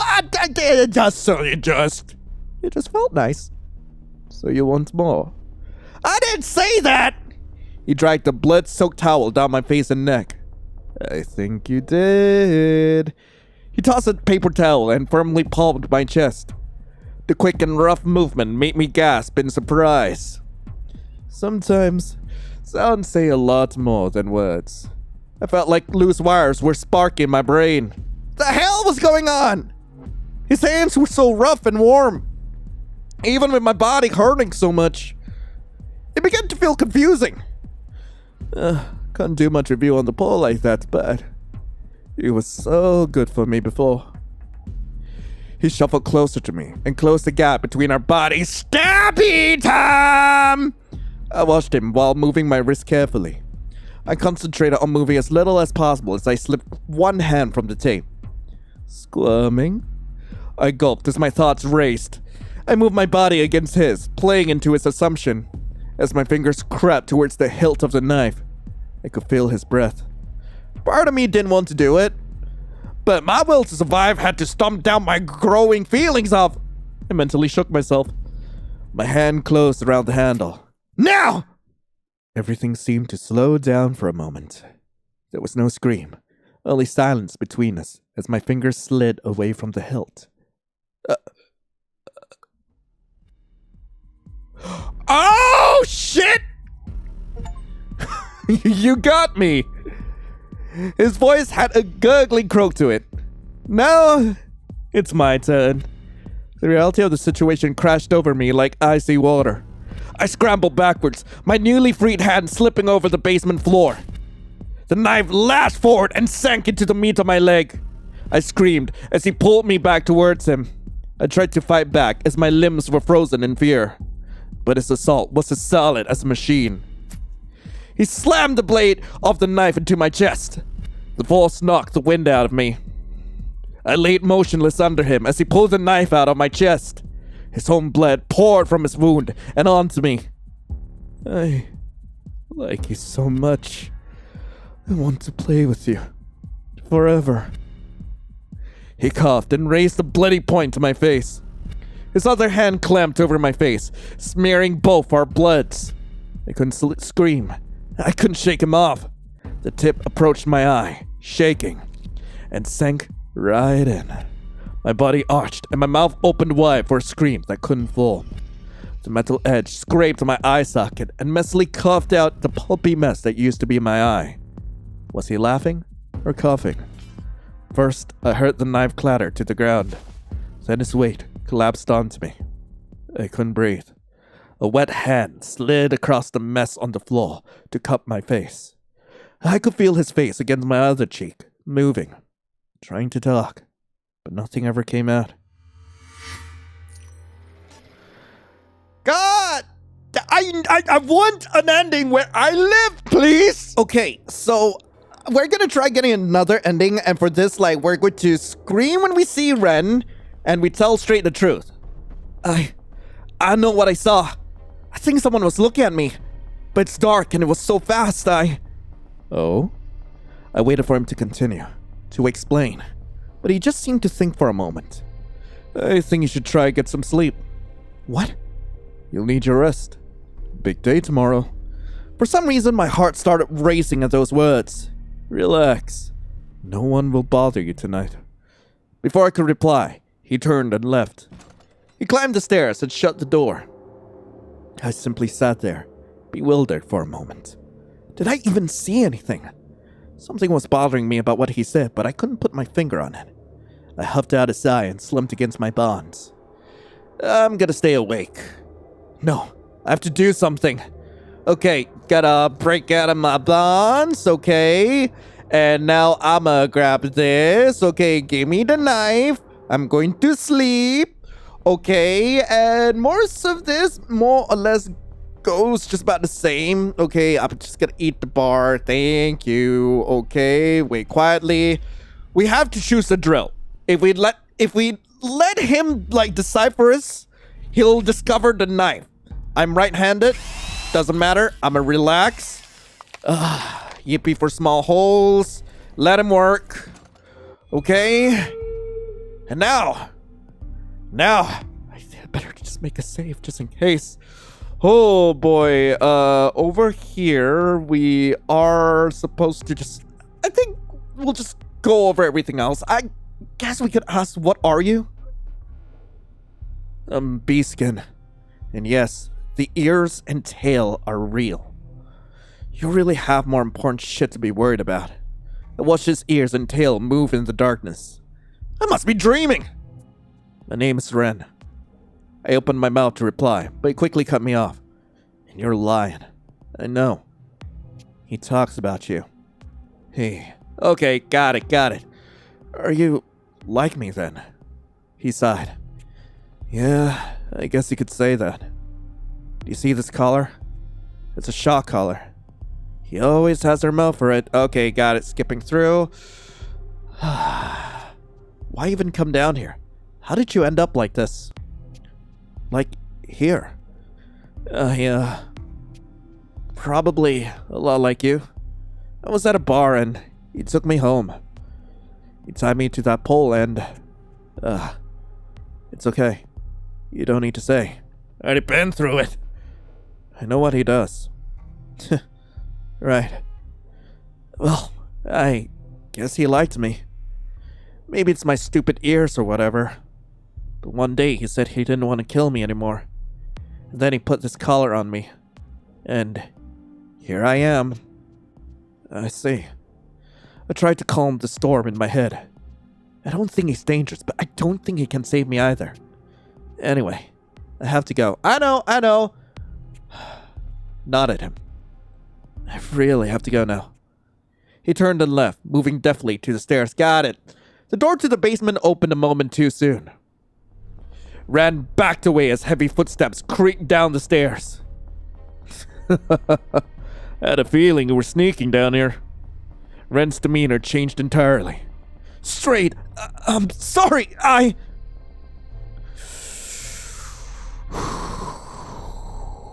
know that I want to defend him, but the ending says I need to stay out of it. I kept my head down, trying to avoid attracting Straight's attention. It's okay. I understand. He's so cute. I don't want to stay away either. Right? I guess. It might be my fault too. I've been neglecting you. No, that's... I have. And I know how frustrated you can get. I have an idea. Why don't you have a go with Lion? What? No, I can't! No. Wait!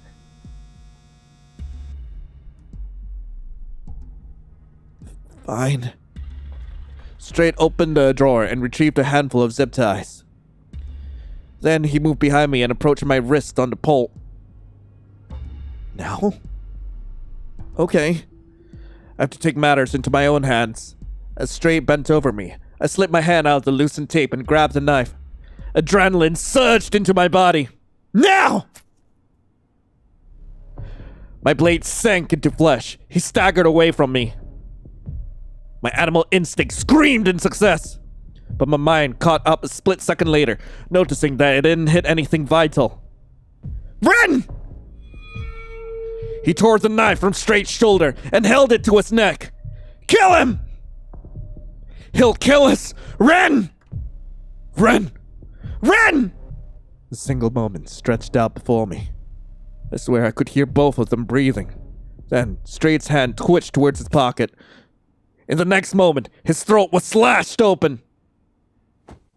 We both watched as Straight struggled helplessly, then slumped to the floor. Blood dripped from the knife as the reality of the situation sank into our psyches. You did it! Ren, we're free! Relief washed over me in waves. We can leave now. And go where? What? You can come with me! Out there? With no money, hiding my tail? Ren, we can... If what I am now... He's the only one. He's dead. You made me kill him. Wait. You did this. You screwed everything up! He lunged at me so quickly I couldn't even move. No, Ren, please, just... I should have let him kill you. He pressed the edge of the knife into my neck. My body froze. The knife slashed through my neck. As I grasped uselessly at the severed halves of my throat and sank to the floor, I heard a scream like nothing I've ever heard. Oh, man, that was so close to a good ending! Right, we're starting a new run, and here, what we're supposed to do is that we're supposed to scream. I tried to scream as loud as possible. It was a sense of panic. I realized that his body was crushing the air from me. What was left of my scream was swallowed by the rain. He shuffled for a moment, then wrenched my fists together behind me. The sound of a zip tie closing sent a deep chill down my spine. Okay, let's skip through. Struggled to get free. I twisted my body and threw all my weight to the side in an effort to escape. To my surprise, he let me go. Only to allow me to fall to my knees and lose balance, falling further onto my face. With my wrists tied behind my back, I couldn't get up. I twisted again, desperate to get some purchase on the wet concrete. He yanked me back up by my wrist. A thick piece of fabric was pulled around my mouth, tightened and tied quickly behind my back. Then another, a blindfold. Got it. I know how this goes. Get away from him. I instinctively lurched backwards from the point. My head collided dully with something behind me. I tried to step back, but couldn't. There was some kind of pull behind me. Stay still. I'm not planning to hurt you yet. I'm just trying to get these wet clothes off you. I know, I'm going to resist. I shoved back against him and screamed into my gag. His hand suddenly pushed hard, sending me to the floor in a heap. My arm rubbed up against the metal pole. Just relax. No! I'ma scream for help! Help! Someone help! This guy kidnapped me! I strained, desperately listening for some kind of evidence that anyone could hear me. Were those footsteps upstairs? Silence. You have some healthy lungs on you. Anyway, now you're dry, so you won't freeze. Oh my god. Okay, this doesn't matter, so tomorrow. Okay, and over here. Wait, or let me... I'm just gonna let him go. Scream at the other voice. Okay, I'm supposed to scream. He might make a mistake. I'll need to react fast. I have to. The fear finally started giving way to exhaustion. I slowly drifted into restless sleep. Something was nudging me. Hey, shit. Okay. What the hell? I thought we were supposed to, come across Ren at this point. That's weird. Doesn't matter. Let's skip right through. Okay, so we're back on night 1. After we see Ren, I'm going to stay quiet, okay? Get myself out of this, okay? Let's grab the knife. Take it. And I'm going to rest. Alright. Most of this is more or less the same. Why even bother? Okay, I'ma eat. Okay, thank you. Wait quietly. Pick the drill so he doesn't notice that we are sitting on the goddamn knife. Relax. Yippee for the small holes. Let him work. Oh god. Okay, and Ren is here. Now, okay. Over here, we're supposed to ask who he is. We've already gone through this. Are you like me then? Okay. We skip right through. And then... Wait, but then why? Why even come down here? If you know you can't help me, and it's this big of a risk, why? It's been months since I've been able to talk to anyone else. I see. I tried to calm the storm in my head. I don't think he's dangerous, but I don't think he can save me either. Okay, let's skip through. Look, I can't help you much, but... He suddenly crouched down to the floor. Wait, what? Sometimes he takes me back down here and leaves me. So I hit these. He lifted up the grate on the drain in the middle of the floor. Then he withdrew a tiny pill bottle. Painkillers. He approached me with a pill on his finger. Then he lifted it to my mouth. I couldn't help but notice a large curved claw on his fingertip. What if he's lying? I shook my head internally. None of that matters. I leaned forward, and he pushed the pill between my lips. It was difficult to swallow in my dry mouth, but I eventually managed. He put the bottle and grate back. If you're alone, you can get it with your feet. It's not easy, but it's not like you'll have anything else to do. And one last thing. The knife footage gets deleted automatically after a couple of days. He won't find out if you don't give him a reason to check. So don't give him a reason to check. Anyway, I have to go. I pushed this way too far already. I nodded him. I really have to go now. He turned and left, moving deftly to the stairs.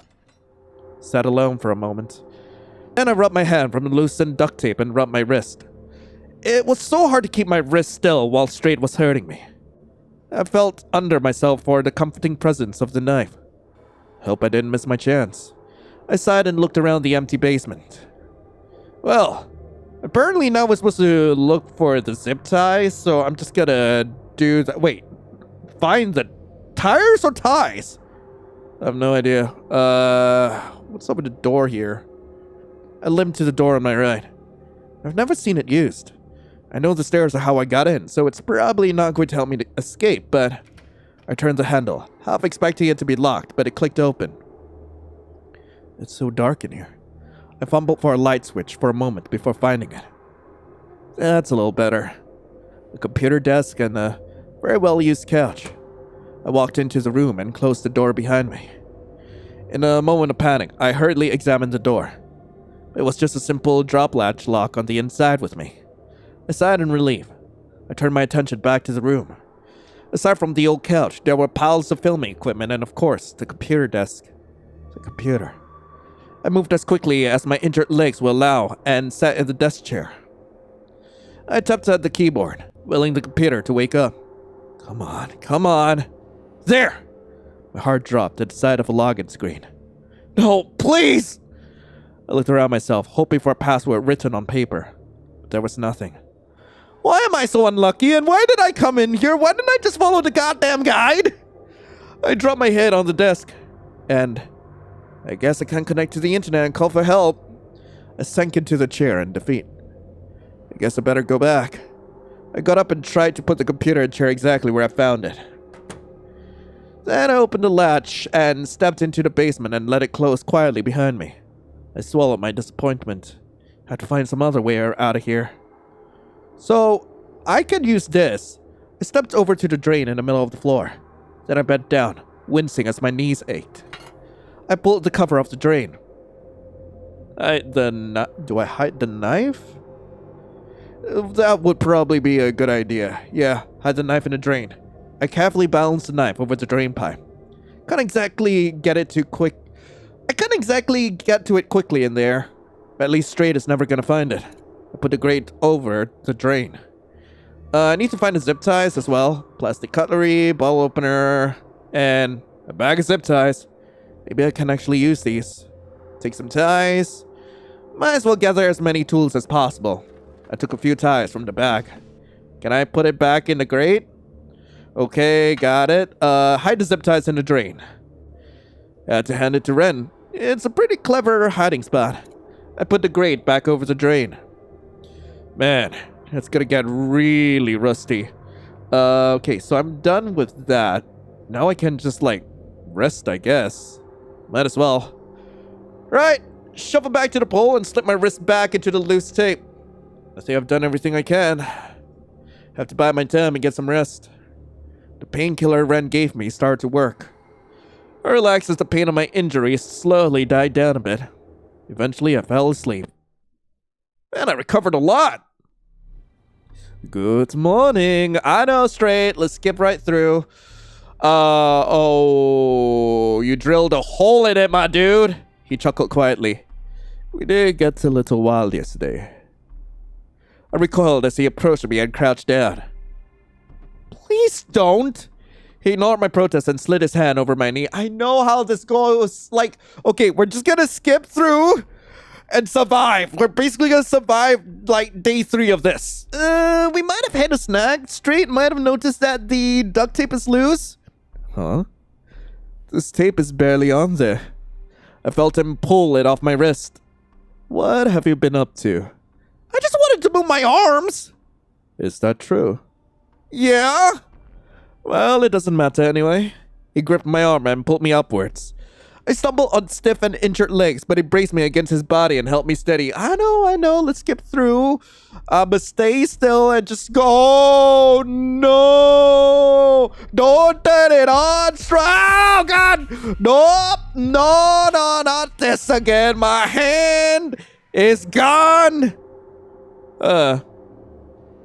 Yikes. My hand hurts way too much to struggle. I'm definitely not getting out of the tape like this. I looked at the drain on the floor. I stretched my foot out and tried to push the grate off. It took several tries, but eventually I was able to push the grate aside. I felt around with my toes in the dark drain. The only thing I could reach was the hilt of the knife. I bit my lip and pushed it against the edge of the drain. I used all of my will to prevent myself from shaking as the knife slowly emerged from the drain. With a small clatter and my heart pounding in my ears, the knife slid out onto the floor. Okay. It's out. I just need to get it over to my hands. I pulled the knife towards my thighs easily. I breathed and took a moment to bask in my partial success. Then I start shuffling, moving my butt to try and get the knife closer to the pole. I start aching and sweating, but I wasn't about to give up. Bit by bit, the knife got closer to my hands, until finally, with a rush of excitement, my fingers grazed the side of the blade. I quickly shuffled and grasped the knife, then held it against the tape. It was clumsy and my skin didn't escape totally wound-free. But eventually, the tape was severed.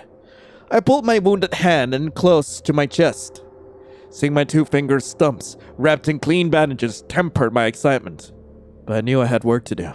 So with some effort, I shakily stood up. I crossed the floor to the drain and pulled out the zip ties I hit earlier as well. These might come in handy.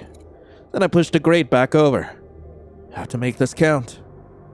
Right, so Strade is definitely in the next room over. I'm just gonna save. Let's go. I approached the door on my right. Another long snore emerged from within. He's definitely in there. I gingerly touched the knob. I have to do this. I twisted. It was locked. My jaw clenched in frustration for a moment, but then I remembered. The latch on the inside. I took a deep breath and slipped the blade of my knife in the crack of the door.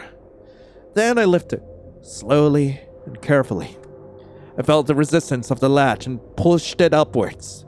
Then, once I was sure it was out of the lock, I twisted the knob and pulled. The door opened. And there he was, fast asleep on the couch. I stalked, silent as the grave, and stopped next to the couch, hovering over his sleeping form. Here's the zip ties. His wrists are right there. I looked at the ties I was carrying, suddenly as precious as diamonds. I just have to be fast. Then he won't be able to do anything. I mentally made a map of the quickest way to do it. I didn't want to move. I was scared to touch him. Another snore sent me the message I needed to hear. This opportunity won't last. I forced my body into action. I grabbed his wrist and held them together. I slipped a tie under his wrist and pushed the end through the hole with desperate precision. I pulled it tight, and his body jerked. I quickly wrapped another one around his wrist and pulled it tight while he was still waking up. He immediately tried to pull his wrist apart. Fuck! Stop! No. His whole body suddenly thrashed. Ich bring dickum the feck! I'll fucking kill you! I brandished a knife and held it to his throat. He recognized my threat, yet he was still twitching, slicing himself slightly on the blade. I looked down to check if my ties still held strong. Then I saw blood. He pulled so hard he cut himself on the plastic. Okay. I'll let you go. Cut the ties, and I'll let you go. His voice wavered. I expected him to be scared, but this was different. He kept jerking and twisting, as if the ties were burning him. He suddenly arched his back and yelled like an animal. I'll let you go! I jabbed the knife back to his neck. Shut up for a second! He was shaking and sweating. What? Can't handle a little taste of your own medicine? I flicked the knife under his chin, but he barely paid it any attention. It was the ties that seemed to bother him. An incredulous scoff escaped me. So you can't take being tied up? He clenched his jaw, and his muscles jumped, injuring himself again on his bonds. It was as clear as a confession to me. He never was very good at hiding his feelings. I couldn't help but laugh. It was a strained sound. I can't believe it. Man, I'll spare him. I thought about hurting him, and part of me wanted to, but I just couldn't. I don't think I can do that to someone. Not even to him. I gripped the handle of the knife for comfort, for protection, but not for malice. Alright, Strade. I'm gonna leave, and you're gonna lie here. The basement is locked. I huffed in frustration and tilted the knife again. I'm just telling you to take the keys on the table. My eyes flicked to the table by the couch. There was a set of keys, just as he said. There was also a weird little metal remote with a red light. I snatched both. Strade seemed to have calmed down slightly. You really won't kill me? His voice carried a mix of fear and incredulity. I looked back towards him, searching for something to say. It's been a real blast.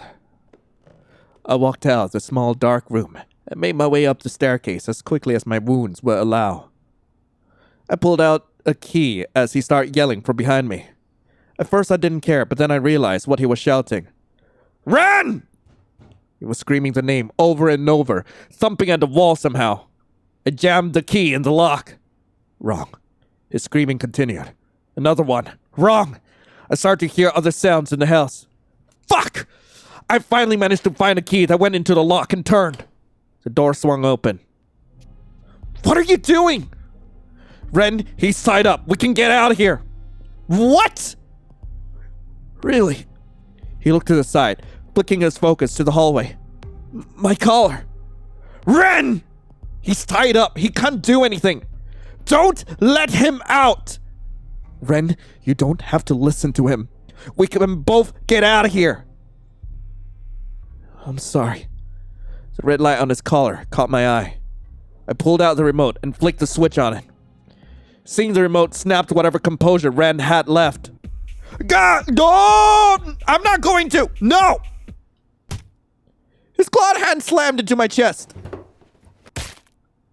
Ow! I could see, but I couldn't breathe. My lungs refused to allow any air to enter. As I tried to lift my head, the pain hit me like a devastating shockwave. I couldn't tell if I had broken anything or not. My lungs finally permitted a broken and shuddering inhale. I sucked in air that felt like mustard gas. Then I heard 2 sets of footsteps approaching me. Good job, Ren. I could hear him begin to rummage through cabinets. Are you going to kill Lion?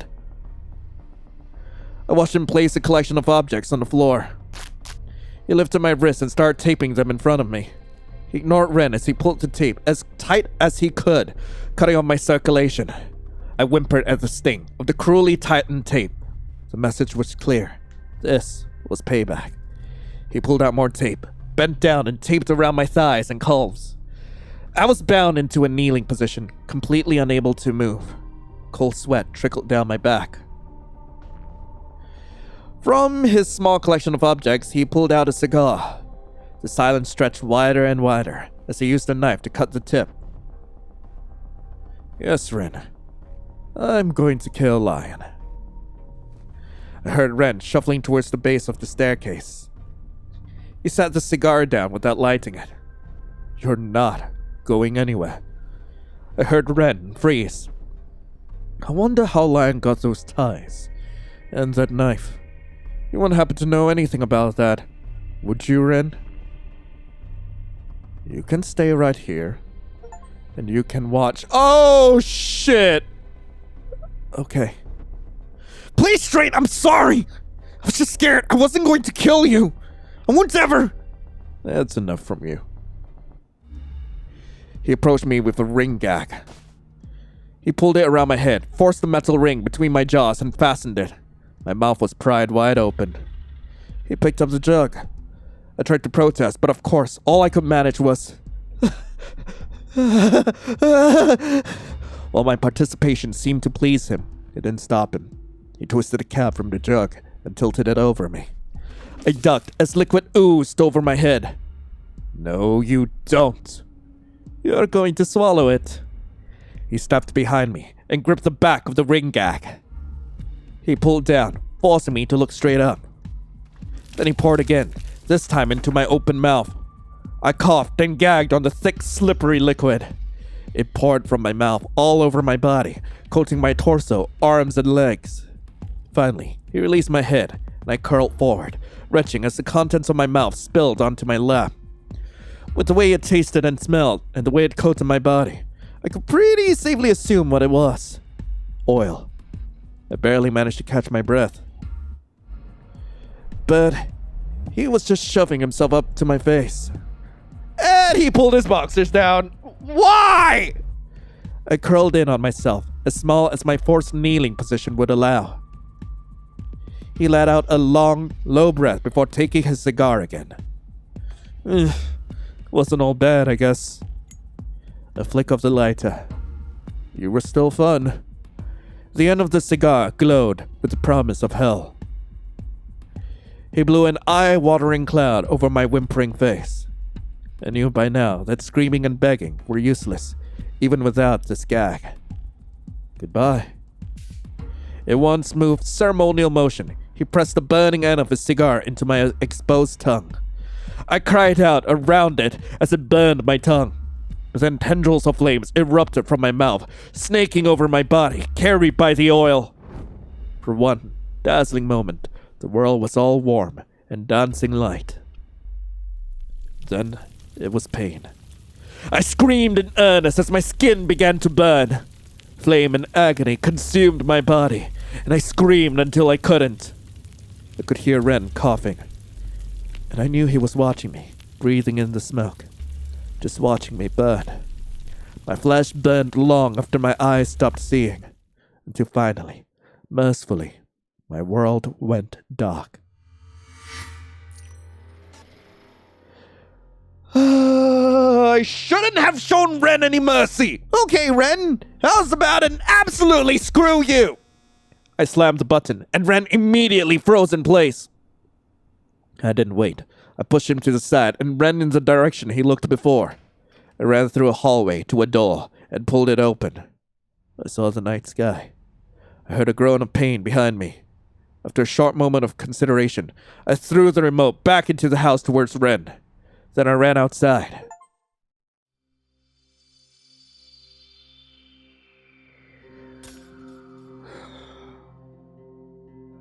God freaking damn it, I lived!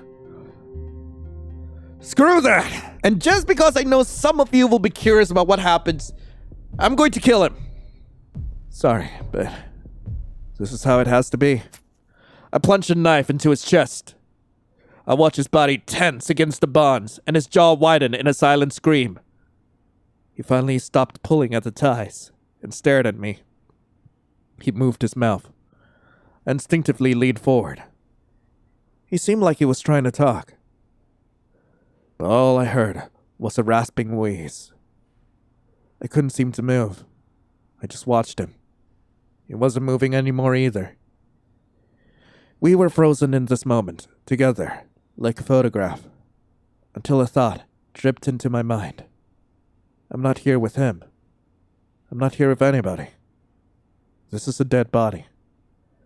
The realization shook my body free from its stasis. I stepped back. Once. Twice. But I couldn't get out of this basement by myself. My frantic gaze scanned all over him, but his boxers didn't seem to have anything in the pockets. I widened my search and started looking around him. There! On the table next to the couch was a pile of objects. An empty glass, a weird remote, and a set of keys. I quickly snatched the keys, then after some consideration, took the remote as well. It had a switch, a button, and what looked like a scroll wheel. Flicking the switch lit up the tiny display and showed a number. 4.3. I moved the wheel and the number changed. Went up to 10. My finger hovered over the button. Then I thought better of it and turned the switch off. I'm getting distracted. I need to get out of here. I fled the dark room and hobbled up the staircase as quickly as my injuries would allow. I fumbled with the keys for a moment before calming myself down. He's not coming back. I tried a few keys until one fit the lock and turned. I stepped into a dark house. Like any other middle-class suburban house. Even the decor was painfully average. Something about that upset me. But I pushed it down and moved forward. I easily found the unguarded door. I thought for a moment about Ren. I sighed and pushed the door open. Ren can take care of himself now. I stepped outside into the night and felt a breeze on my face. I walked down the road, injured and in my underwear. Eventually, the sun stained the sky red. A passing motorist saw me and stopped. They took me to a gas station. I was going home. And that's it. That was You Kill Me Every Time. Anyway, that was You Kill Me Every Time. I really hope you guys enjoyed it. If you guys do want to play this for yourselves, link might be in the description. I'm not sure. This game is quite extreme, but I have to say, being a remake of like STRADE'S route in Boyfriend to Death, I feel like this game definitely met my expectations. The violence is very well written, and genuinely, like, Ren's portrayal of being an abuse victim, the trauma that he went through, like, I feel like it's very well represented here, as opposed to how he was portrayed in Price of Flesh, like, being so for real here. Like, I prefer, like, Ren's portrayal here rather than, like, his previous iterations, and I feel like this has definitely shown, like, Gotobob's, like, growth as an author and as an artist in general. Like, not many people will actually agree with this kind of concept, but like some people do find comfort in it, and I feel like there are people out there who are able to better like put this into words than I can. But anyway, I just have to say thank you all so much for watching. Hope you all have a lovely rest of the day. Please watch something like a lot more cozy. I hope something cozy is being recommended to you. And as always, I will be seeing you in the next video. This is Lion, signing off. Ciao.